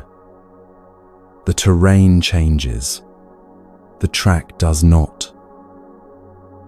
This distinction is the difference between genuine practice and the performance of practice. Genuine practice looks the same on the morning when everything feels right as on the morning when nothing does. Not because the practitioner is unaffected by the difference, but because the practice has stopped being contingent on the feeling. The dough goes in the oven. Again, the forehead meets the floor. Again, the tea is made. Again, the track extends forward, the same track, into whatever landscape the next mile contains. There is something that settles in the body when this is genuinely understood. Not the excitement of a new insight. Excitement is the enemy of the railway track, because excitement implies that something unusual is happening, and the track is specifically the practice of making the unusual into the ordinary. It is closer to the feeling of finding the ground beneath your feet after a period of uncertainty. Not dramatic, not announced. Just the quiet recognition that there is something to stand on, that it is the same thing that was there yesterday and will be there tomorrow, and that its reliability is not a limitation, but the most generous thing it could offer. The sights from the train will always change. This is not a problem. This is the nature of being alive, moving through a world that does not hold still, encountering weather and loss, and unexpected grace in no particular order and without prior arrangement. The practice is not the attempt to make the landscape predictable. The practice is the maintenance of the track beneath it. Sincerity, the same width, the same gauge, across every kind of terrain that life produces. Hofuku and Chokei drank their tea. The conversation was over, and the tea was the next thing, and they were in it completely, the way they had been in the conversation. The track continuing, the scenery changed, the train still moving. This, precisely this, exactly this simple, is the Bodhisattva's way. Not a grand gesture, not a dramatic renunciation, not an achievement requiring years of preparation before it can begin. The next thing, done completely, with the full weight of a sincerity that does not widen or narrow based on how it feels today. A direction, not a destination. A track, not a map. A train that is always already moving, always already on the only track there is, needing only for the passenger to stop looking for a different one and feel the one that has been beneath them all along. And what becomes possible, once the track is trusted, is something that the searching mind could never quite manage. Action that is complete, action that begins fully and ends fully and leaves nothing trailing behind it, no residue of self-consciousness, no shadow of the moment before, no smoke from the fire. Just the action itself, clean and entire, the way Hofuku's cup of tea was clean and entire, and then simply done.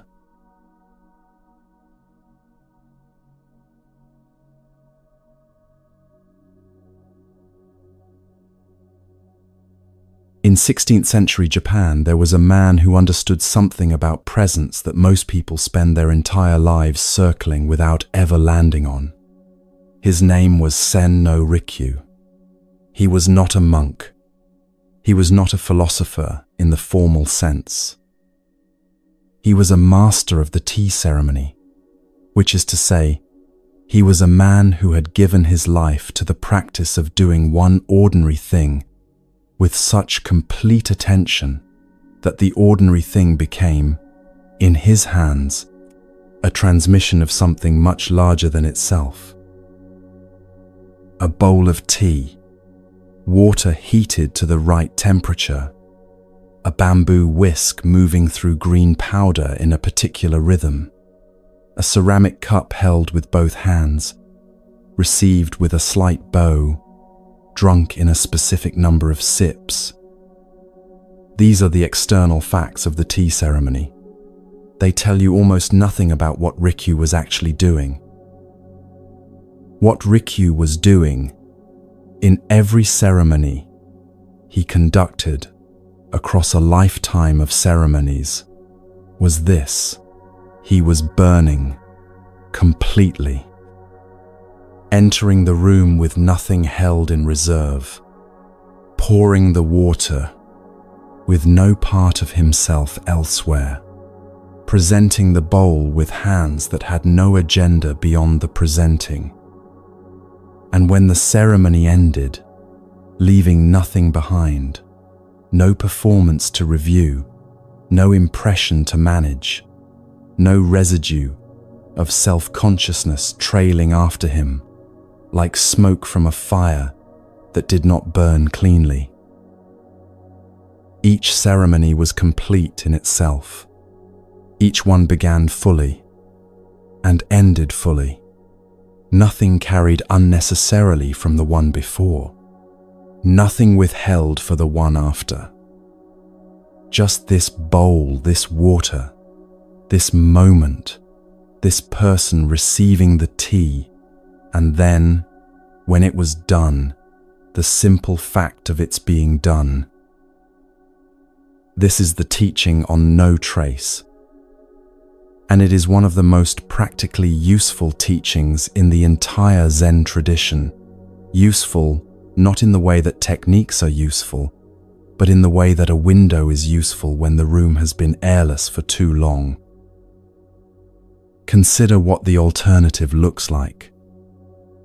Not dramatically, not the extreme version where a person becomes so weighted by their own history that they can barely function. The ordinary version, the version that most people live inside without quite noticing it. You do something, a conversation, a piece of work, a decision, an interaction with another person. The thing ends, and then you carry it. You replay the conversation and find the moment where you could have said something better. You review the work and locate the flaw you wish you had caught earlier. You reconstruct the interaction in a slightly improved version where you were more articulate, more generous, more composed.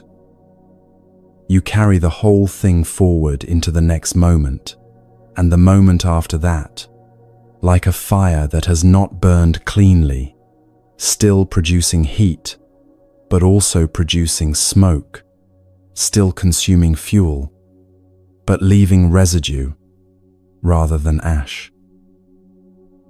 The Zen teaching says, when you do something, burn yourself completely. Like a good bonfire, leave no trace. Not as a prescription for forgetting, not as an instruction to become careless about the past or indifferent to the quality of what you do. The bonfire does not fail to burn. It burns completely, which is precisely the point. Total combustion leaves only ash, clean, neutral, finished. Not smoke, ash. The smoke is what remains when the burning is incomplete, when something is held back from the flame, when part of the fuel resists combustion and instead smolders. The held back part is always the self, the watching self, the self that stands slightly apart from the action and monitors how the action is going, how it is being received, how it will be remembered.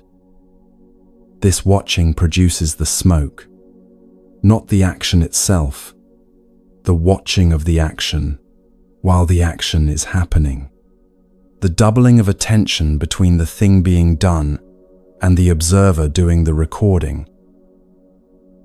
Rikyu understood this in his hands before he understood it anywhere else. The tea ceremony does not permit the watching self to remain in charge, not because the practitioner suppresses it. Suppression is just another form of attention, another smoke-producing activity, but because the demands of the ceremony, practiced with genuine sincerity over enough time, gradually make the watching self unnecessary. The hands know what to do. The body knows the rhythm.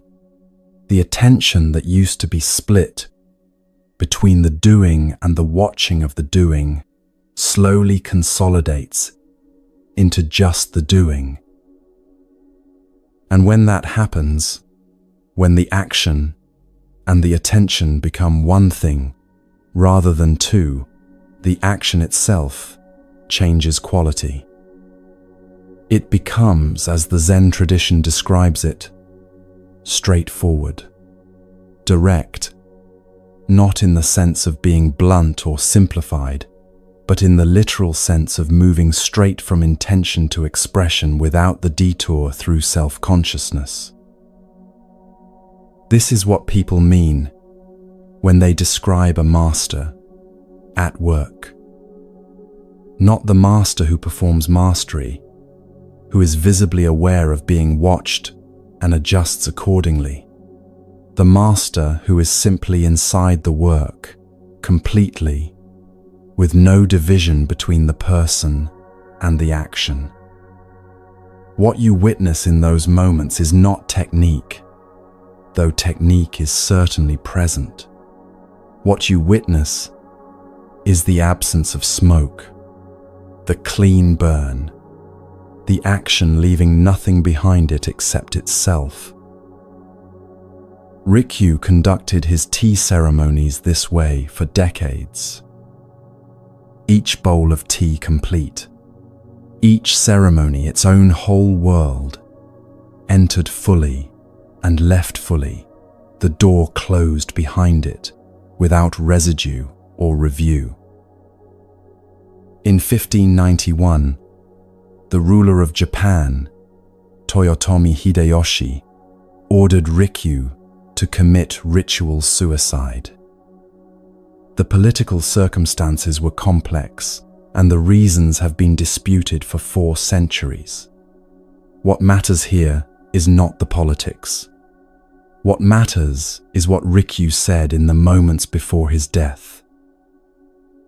He said, "When I have this sword, There is no Buddha and no patriarch.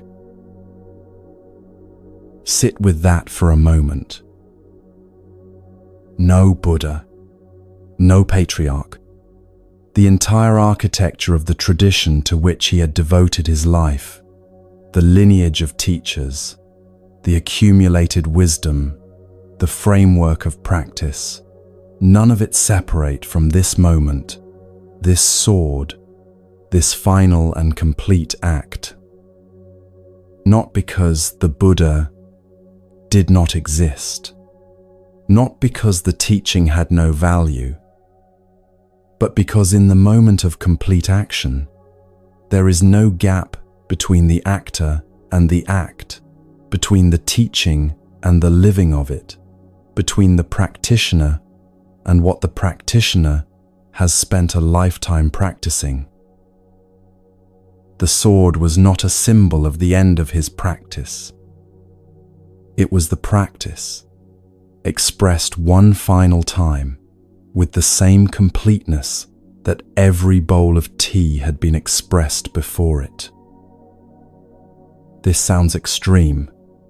It is extreme, but what it is pointing at is not extreme at all. It is the quality that every moment of genuine action contains, if approached with sufficient sincerity.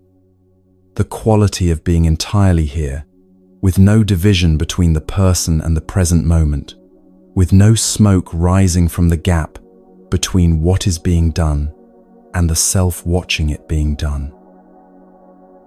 The tea ceremony was Rikyu's daily practice of this. Not the sword, the tea, one bowl at a time, one ceremony at a time, each one a small burning, complete and clean, leaving only ash. The final act was not different from those ceremonies in its essential nature, only in its finality. Now bring this closer to daily life, because this teaching, while it arrives through a dramatic story, applies to the smallest possible scale of action.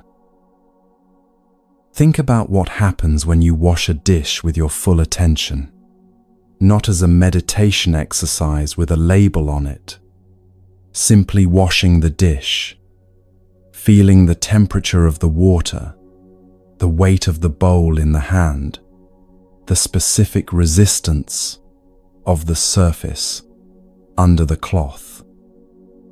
Present entirely to the dish, with no part of the mind in the conversation from earlier or the task waiting afterward. When the dish is clean, you put it down. That is finished. The next thing begins fresh, without the dish trailing after it. This is the small version of what Rikyu practiced. This is the no-trace teaching at the scale of an ordinary afternoon. Contrast it with the other way of washing the dish, which most people will recognize immediately.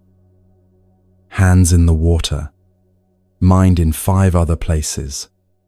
The dish gets washed.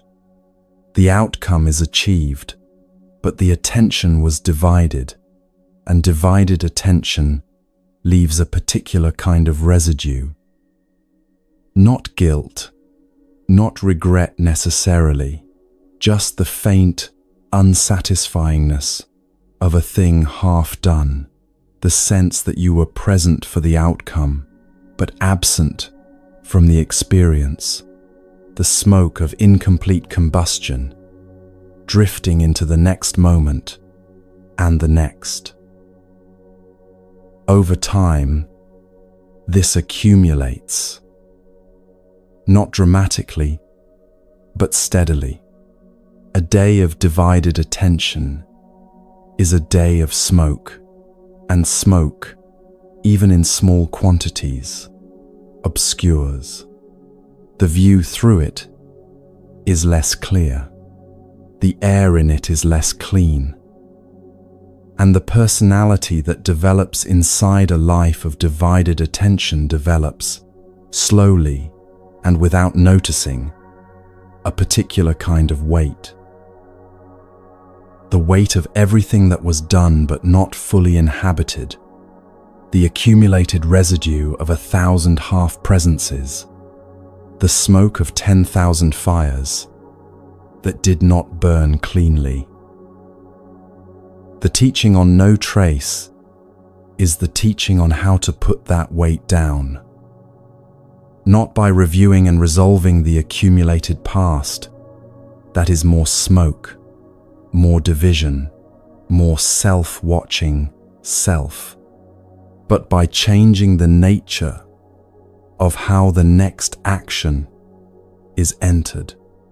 This action, this one, now, completely, without the watching self maintaining its separate position, without the division between the person and the present moment. One action at a time, clean, complete, leaving only ash. The ash is not nothing. This is an important distinction. The bonfire that burns completely does not disappear. It leaves ash, which is the clean residue of total combustion. What you do completely, with full presence and no watching self, dividing the attention, leaves something real behind. Not the smoke of self-consciousness, not the residue of incomplete presence, but the simple fact of having been genuinely there, which settles into the ground of experience cleanly, without complication, without the need for review or revision. You remember what you were actually present for, the conversations you were fully inside, the work you gave yourself to completely, the moments of genuine contact with another person that were not divided by the watching self, monitoring how the contact was going. These settle differently from the half-presences.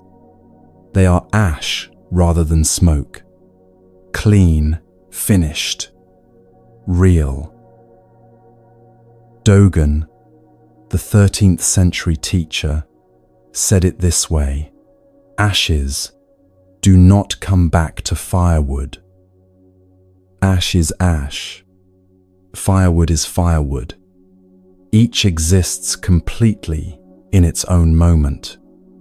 The firewood does not mourn becoming ash. The ash does not wish to return to firewood. Each is entirely what it is, in the moment it is, without the confusion of wanting to be something other than what the present moment has made it. This is what Rikyu's life demonstrated, bowl by bowl, ceremony by ceremony, across 4 decades of practice. And what it demonstrates is not a distant ideal requiring extraordinary circumstances to approach. It is available in the next thing you do, if you do it completely. The next conversation, the next meal, the next ordinary task that the day presents. Enter it fully, burn without reservation, leave no smoke. And when it is finished, put it down. Not because it did not matter, because it did matter, completely, in the moment it was happening, and that completeness is exactly what allows it to be set down cleanly now. The fire burned. The ash is on the ground. There is nothing left to carry. Nothing left behind means nothing dragging forward. And nothing dragging forward means the next moment arrives clean, unobscured by the smoke of the last one. open to whatever it contains, ready to be entered with the same completeness that the previous moment deserved and received. This is the spaciousness that complete action creates.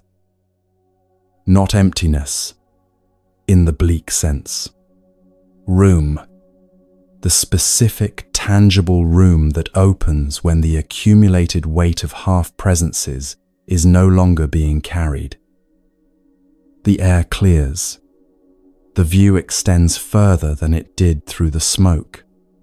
And what can be seen from here, clearly, without obstruction, is something that divided attention could never quite bring into focus. Everything changes. Everything is always already changing. Nothing holds its form. Not the fire, not the wood, not the ceremony, not the man who conducts it, not the bowl he holds, not the water cooling inside it. Everything is already moving toward ash. Everything is already becoming what comes next. And in that constant movement, that ceaseless transformation from one form into another, there is something that the clean fire reveals and the smoky fire obscures. Something about the nature of existence itself that becomes visible only when the trace of self has been burned away completely.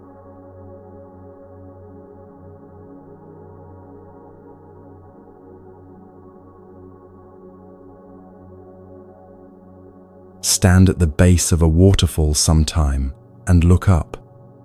Not a small waterfall, the kind that could be stepped across, the kind that fits inside a single glance. A large one, the kind whose top is so far above you that the water, falling from that height, does not appear to fall quickly at all. From a distance, it looks like a curtain, pale, slow-moving, almost still, as if the water were being lowered gently rather than falling freely. The distance compresses the speed into something that looks like patience. And the water comes down separated. What left the top as one continuous river arrives at the bottom as thousands of individual drops, broken apart by wind and air, and the sheer distance of the fall, each drop tracing its own trajectory, each one briefly, completely, its own distinct thing. There is a monastery in Japan called Eiheiji. It sits in a forest in Fukui Prefecture, surrounded by cedar trees so tall and so old that the light reaching the ground has already passed through several centuries of canopy. The monastery was founded in the 13th century by Dogen, the same teacher whose words have run beneath so much of this journey. The same man who said ashes do not return to firewood. The same man who called one continuous mistake the ground of Zen. There is a small bridge at Eiheiji. It crosses a stream near the entrance to the monastery grounds. Visitors pass over it without necessarily knowing its name or its story. But the name is worth knowing. It is called Hankakukyo, the Half-Dipper Bridge. The name comes from Dogen's practice when he drew water from the river. He would lower the dipper into the current, fill it, and use what he needed. But he never used the whole dipper. Whatever water remained after he had taken what was necessary, he returned to the river. Not because water was scarce, not from any principle of conservation or economy, but because he felt himself to be in relationship with the water, not as a user of a resource, but as one part of the river temporarily holding another part of the river, and recognizing that the held part had somewhere it belonged. The water in the dipper had come from the river. The water in the dipper was still the river, briefly contained, and when the task was done, it went back. Not discarded, returned. There is a difference that matters enormously between those two words and what they carry. This practice was not performance. It was not a demonstration of spiritual sensitivity for the benefit of students watching.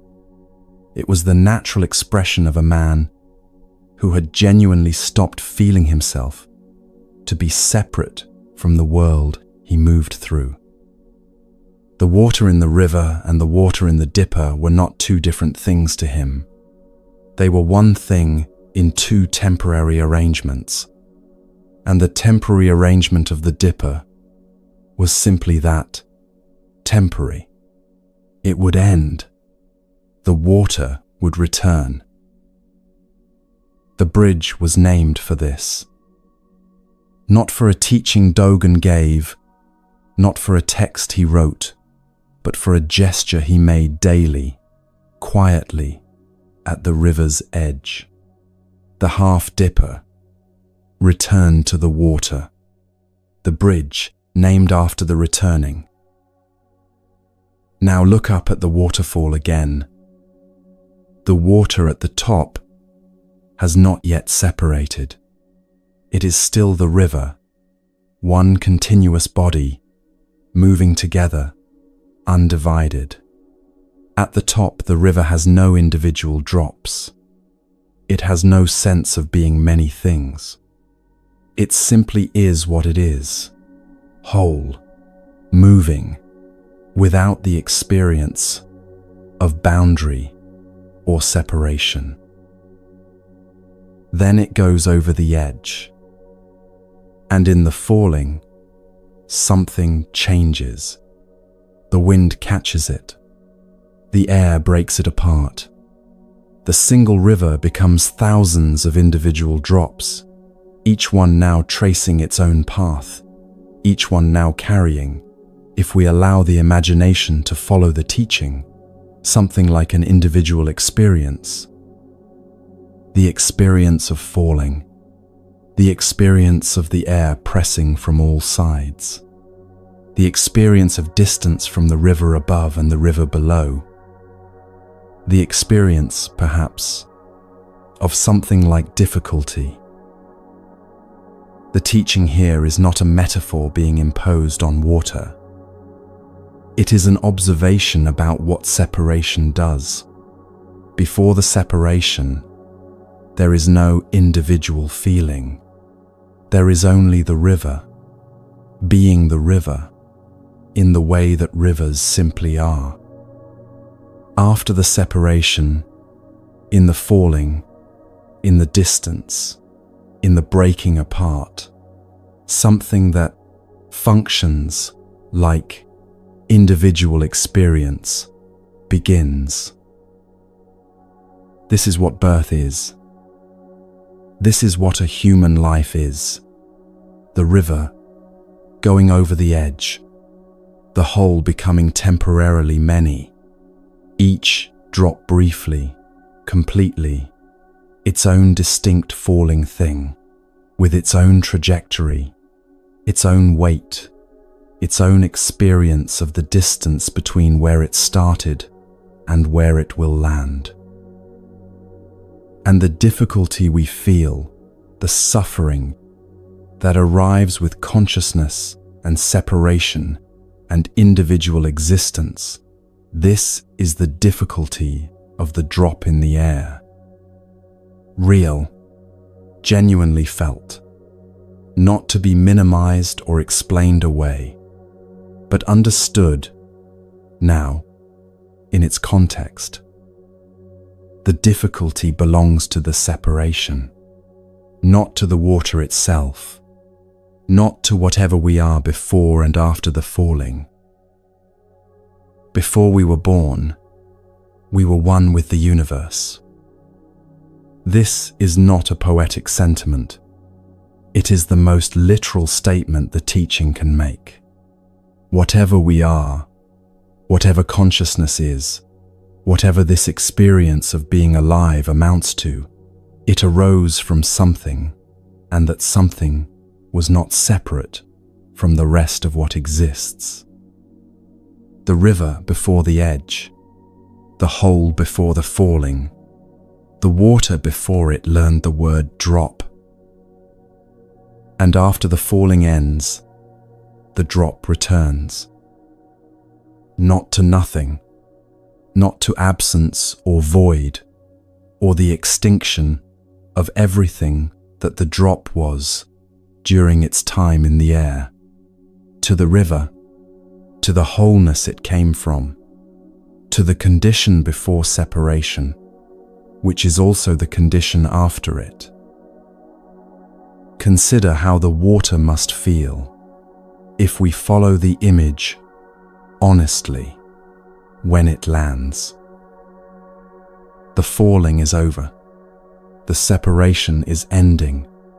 The boundary between this drop and all the other drops is dissolving as each one meets the pool below and becomes indistinguishable from what it joins. The individual trajectory is complete. The individual weight is released. The individual experience of the air pressing from all sides is finished. What returns is composure.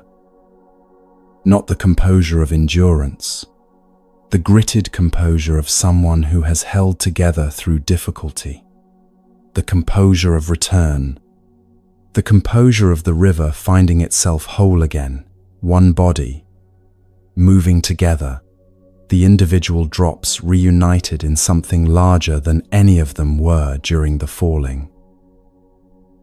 How glad the water must be. This phrase is not sentimental. It is pointing at something precise. The gladness is not an emotion assigned to water by a mind that needs comfort. It is the recognition of what return actually is, the ending of the effort of separation, the release of the tension that individual existence requires, the composure that was always available and becomes fully available again when the falling is done. Life and death are the same thing. This is the teaching that most people hear as philosophy and feel unable to receive as comfort, because the thinking mind takes the two words, life and death, and places them at opposite ends of a spectrum, one desirable and one to be feared, one to be extended and one to be postponed. And the teaching says, they are the same water, different arrangements of the same thing, different moments in the same movement, the river and the drop and the river again. When this lands not as a concept but as a felt experience, and it can, if the image is stayed with honestly, what arrives is not morbidity or resignation.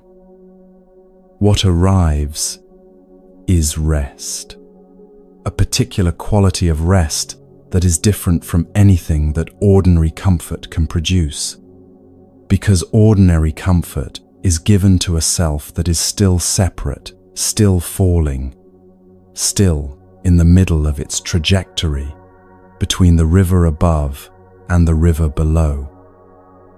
This is something quieter than comfort, the recognition that the falling itself is held, that what falls is not falling away from something but falling toward it, that the drop has never, not for a single moment of its falling, stopped being water. Dogen returned the water in the dipper because he knew this. Not as a doctrine he had accepted, as a felt reality that expressed itself naturally in the act of returning. The water in the dipper was him. The river was him. The returning was not generosity. It was recognition. The river acknowledging itself in the dipper and inviting itself home. The bridge at Aheji still stands. People still cross it. The stream still moves beneath it. The same stream that moved beneath it in Dogen's time, carrying water that has been rain and river and ocean and cloud and rain again in the centuries since.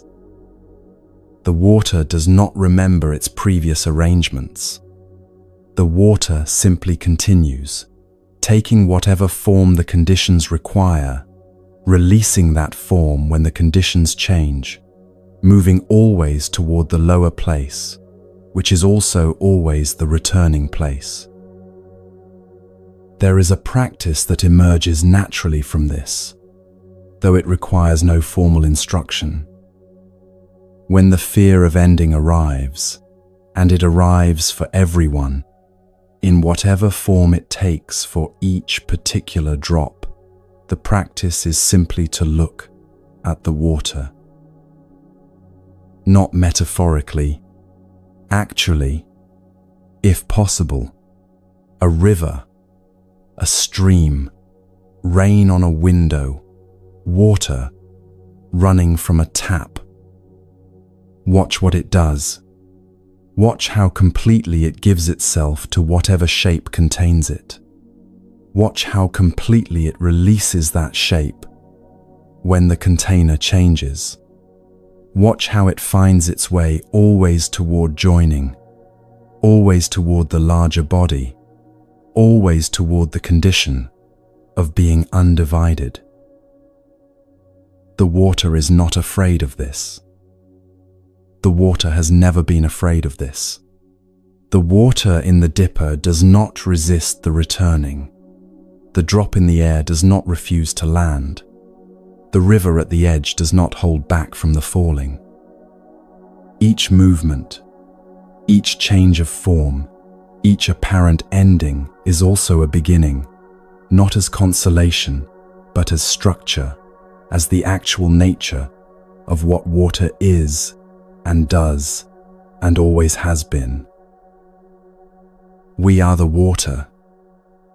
This is the teaching in its simplest possible form, not as metaphor, not as comfort dressed as philosophy, but as the most direct statement available about the nature of individual existence and what it is continuous with. We are temporarily in the dipper. We are temporarily the drop in the air. We have always been the river. We will be the river again. And right now, in this moment, in this particular arrangement of water that is briefly, completely, a listening human being, the river is here too. Not waiting at the other end of the falling. Here, in the drop, in the breath, in the simple fact of being alive and aware and present in this moment, which is itself the river, knowing itself through the experience of a drop. The half-dipper bridge stands at the entrance to the monastery because this is the teaching that everything else rests on. Before you enter the monastery, you cross the bridge. Before you sit, before you bow, before you study, before you practice any of the things that practice asks of you, you cross the bridge that is named for the returning.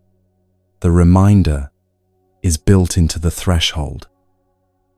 You came from somewhere whole. You are going somewhere whole. And what you are doing right now, in the falling, in the individual trajectory of this particular life, This too is the river, knowing itself in a new way. There is no fear in this when it is genuinely felt. There is something much quieter than fear, the composure of water that knows what it is, regardless of what shape it is currently taking. The gladness of the drop approaching the river below. The rest that comes not from avoiding the falling but from understanding, all the way to the body, what the falling is part of. Life and death are the same water. The river and the drop are the same river. The half-dipper, returned, becomes what it always was. And what it always was is what you have always been, even now, even here, even in the middle of the falling, even before you knew there was a bridge named for the returning. The question that opens from here is the simplest one available. If the drop is already the river, if the separation is real but not final, if difficulty belongs to the falling and not to the water itself, then how should a drop live while it is falling? What does complete presence look like for a being that is briefly, entirely, its own distinct thing? The answer, it turns out, has been sitting by a pond this whole time, doing absolutely nothing special, and not even knowing it.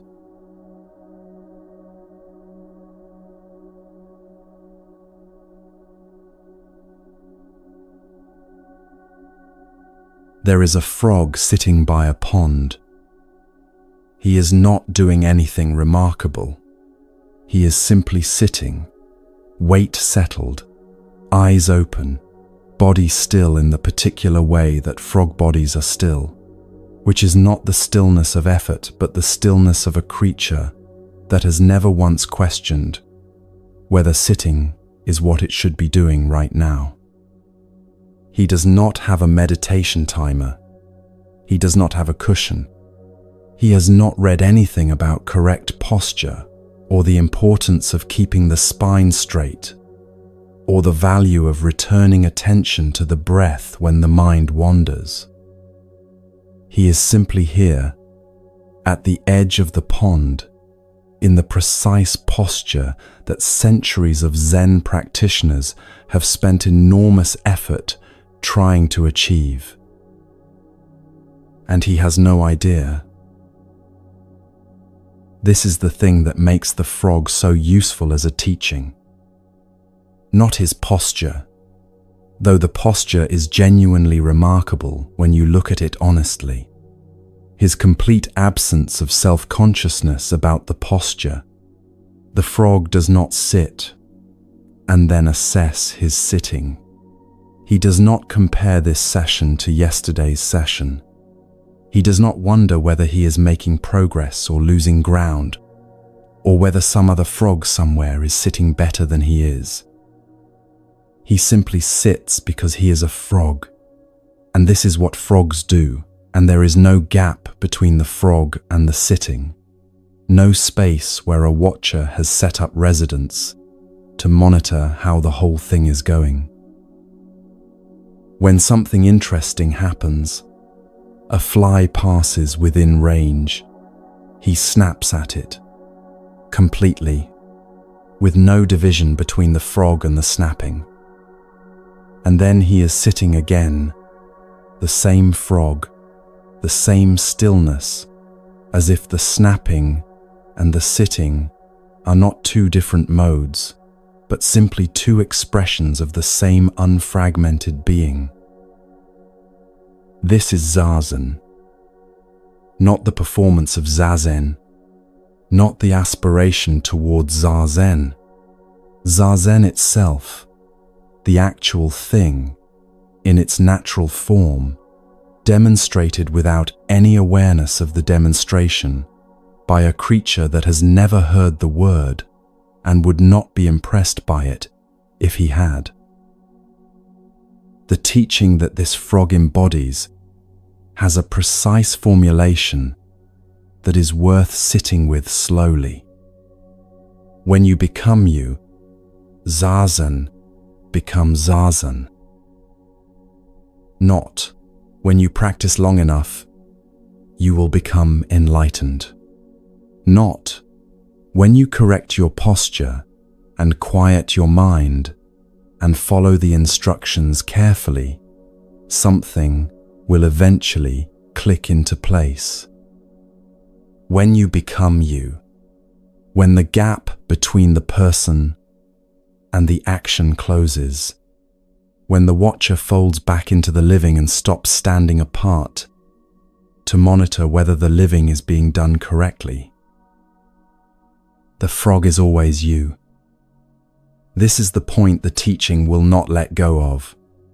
When the frog is fully the frog, which the frog always is, because the frog has no mechanism for being anything other than fully the frog. Everything the frog does is an expression of its complete nature. The sitting and the snapping and the returning to stillness are all, equally, the frog.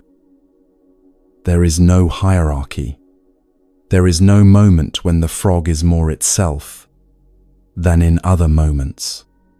It is simply and entirely itself, all the time, without effort, without the concept of effort, without the concept of being without effort. Now bring this into the shape of a human life. The gap the frog does not have is the gap most people live inside, constantly. The gap between what is happening and the self that is watching what is happening and deciding whether it meets the standard. The gap between the person eating and the watcher monitoring whether the eating is mindful enough. The gap between the person resting and the watcher calculating whether enough has been accomplished to justify the rest. The gap between the person sitting in meditation and the watcher evaluating the quality of the sitting and comparing it to some imagined ideal of what sitting should look like. This gap is not a character flaw. It is the gap that human consciousness creates by its very nature, the capacity to reflect, to evaluate, to stand back from immediate experience and observe it. This capacity is also what allows art and language and kindness and the accumulation of wisdom across generations. It is not the enemy, but when it runs without rest, when the watcher never stands down, when every moment of living is also a moment of being watched and assessed and found adequate or inadequate, that is the exhaustion the frog knows nothing about. The practice the Zen tradition points toward is not the elimination of the reflective capacity. It is the development of enough settledness that the watcher can occasionally rest, that the gap can occasionally close, that you can be, even briefly, as fully yourself as the frog is fully itself, not because you have achieved something the frog has not, but because you have stopped achieving, stopped monitoring the achieving, stopped assessing the quality of the stopping. Just this, just here, just the weight of the body and the movement of the breath and the particular quality of this moment, which has never existed before and will never exist again, and is, right now, complete.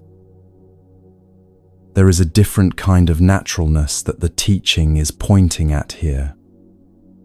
Not the naturalness of doing whatever you feel like, of following every impulse without reflection, of using the concept of natural as permission to remain exactly as you are, without any effort toward anything. That is not what the frog demonstrates.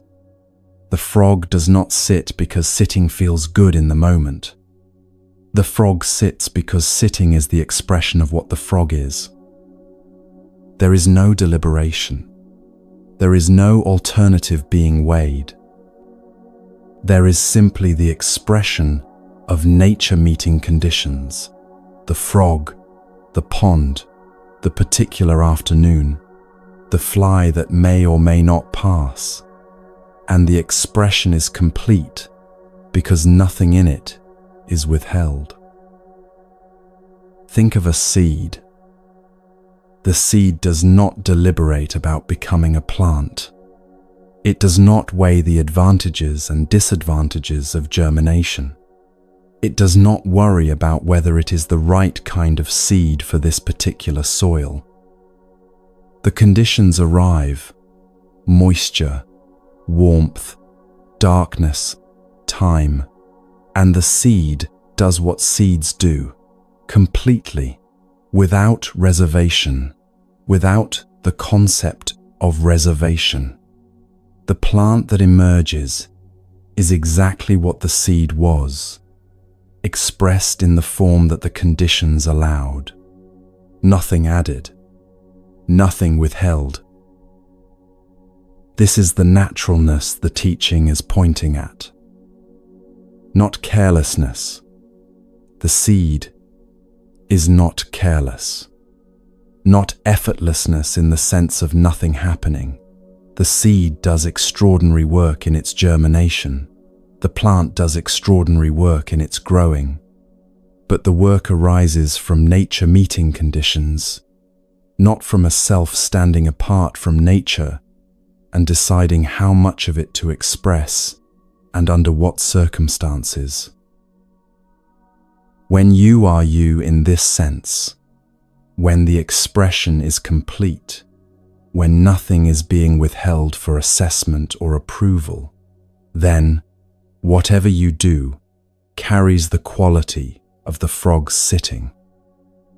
Not because you have become enlightened, not because the practice has finally produced the result you are working toward, but because you are the result. You always were. The frog has been demonstrating this at the edge of the pond since before the teaching existed to describe it. Now there is a second figure in this final teaching, smaller than the frog, less comic, more intimate. There was a Zen master who lived alone in a small zendo. His name was Zhuan, and Zhuan had a practice that seems, at first, almost absurd. Throughout the day, without warning, without apparent occasion, he would call out his own name. Zhuan. And then, in the same voice, he would answer, yes. That was the whole practice. A name called into the silence of a small room. An answer returned. The one calling and the one answering the same person. Alone, with no audience, and no purpose beyond the calling and the answering themselves. This practice had a specific function. Zhuan called his own name when he noticed he had drifted. Not drifted into sleep or distraction in any dramatic sense. Drifted from himself. Drifted into the place where the living is happening, but the person is not quite present for it.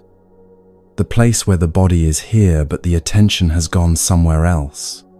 Into a loop, into a worry, into the past, or the future, or the imagined opinion of someone not present. When Zhuan noticed this drift, he called himself back. with his own name and answered with the only honest response to one's own name. Yes, here, present, the gap closed, at least for this moment, by the simple act of a name and its answer. There is something in this practice that is available to everyone, in whatever form fits. Not necessarily the calling of a name aloud in an empty room, though that is its own kind of effective, but the quality of return that the practice embodies, the recognition that presence is not a permanent achievement, but a recurring orientation, something returned to rather than arrived at, something practiced not once, but continuously, in the way that Dogen's vows are practiced, in the way that the fourth horse keeps running, in the way that the forehead keeps returning to the floor. Zwan. Yes. Here. Not patience. The teaching uses a different word. Constancy. Patience implies endurance, the gritting of teeth, the waiting out of something difficult, the white-knuckled maintenance of composure until conditions improve. Patience is still hoping for a different moment than this one. Patience looks at the present moment and says, I will tolerate this until something better arrives. Constancy is different in its entire orientation. Constancy does not wait for better conditions. Constancy is the quality of returning again and again to what is actually here, without the verdict on what is here, without the assessment of whether what is here is adequate, without the comparison to what was here yesterday or what might be here tomorrow. Constancy is Zwan calling his own name in the small room and meaning it every time, not because the small room has become a better room, because the small room is the room, and Zwan is in it, and yes is the only true answer to that fact. This is what the frog has.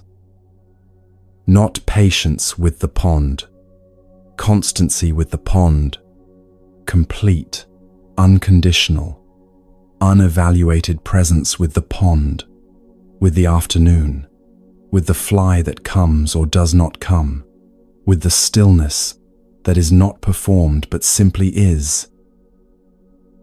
And this is what the entire journey of these 3 hours has been building toward, not as a destination that has now been reached, but as a recognition that has been slowly becoming available.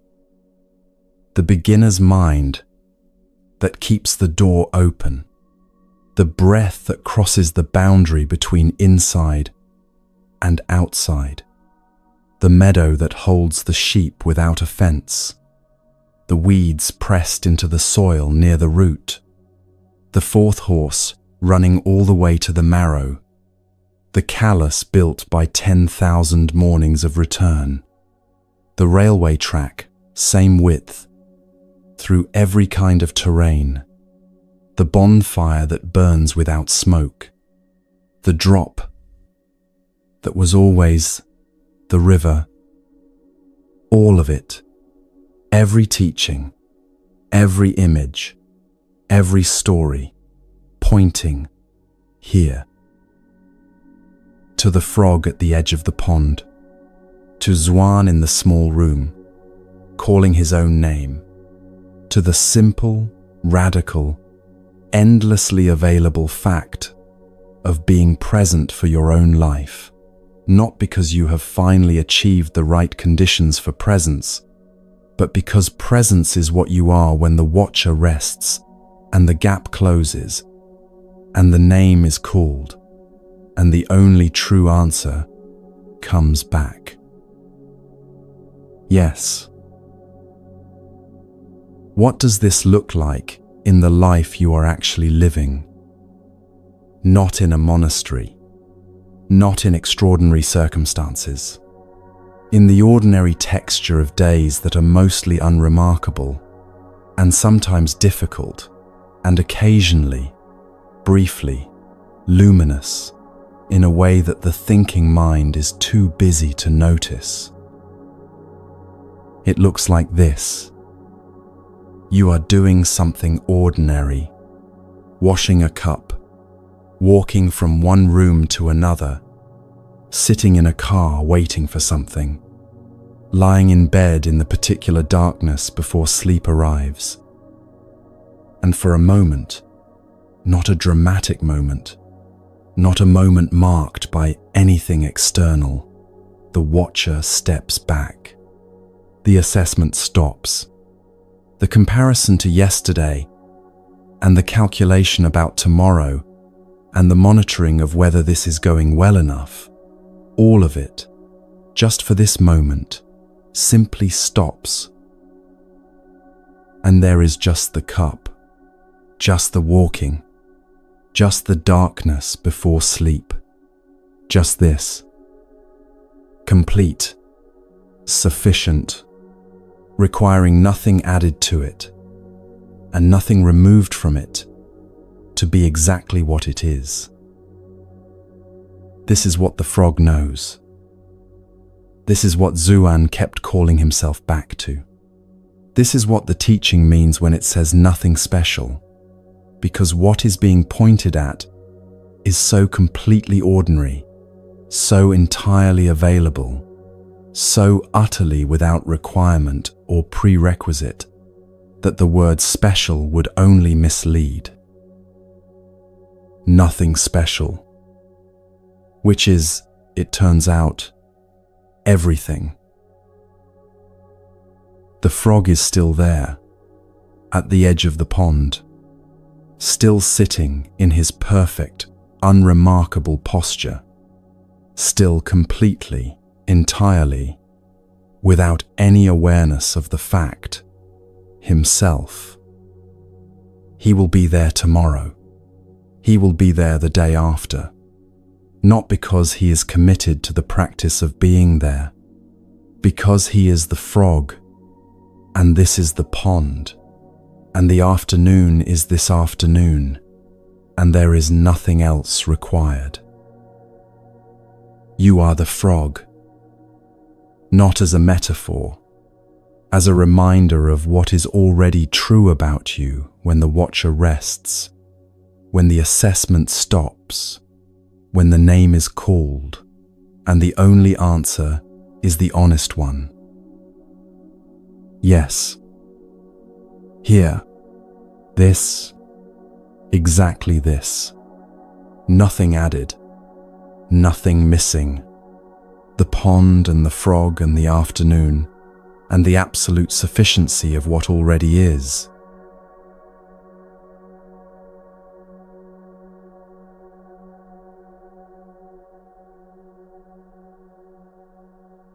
You are still here, not here as an achievement, not here because you followed the teachings correctly or understood everything, or arrived at some new and better version of yourself over the last 3 hours. Here in the simplest possible sense, breathing, weighted, present in a body that has been quietly, faithfully, doing its work this entire time, without once asking for your supervision. The breath is still moving, the same breath that was moving at the beginning. The swinging door, opening and closing, inside meeting outside, the boundary crossing itself with each inhale and each exhale, the way it has been crossing since the first breath and will continue until the last. Nothing about this has changed, And yet something in the quality of noticing it may feel different now, quieter, more like coming home than arriving somewhere new. That is the only destination this teaching has ever pointed toward. Not enlightenment as a trophy, not peace as a permanent weather system, just this, the simple, radical return to what was always here. The frog is still at the edge of the pond. Zwan is still in his small room, ready to call his own name the moment he drifts. The water is still falling and landing and returning. And you are here, exactly here, which has always been and remains enough.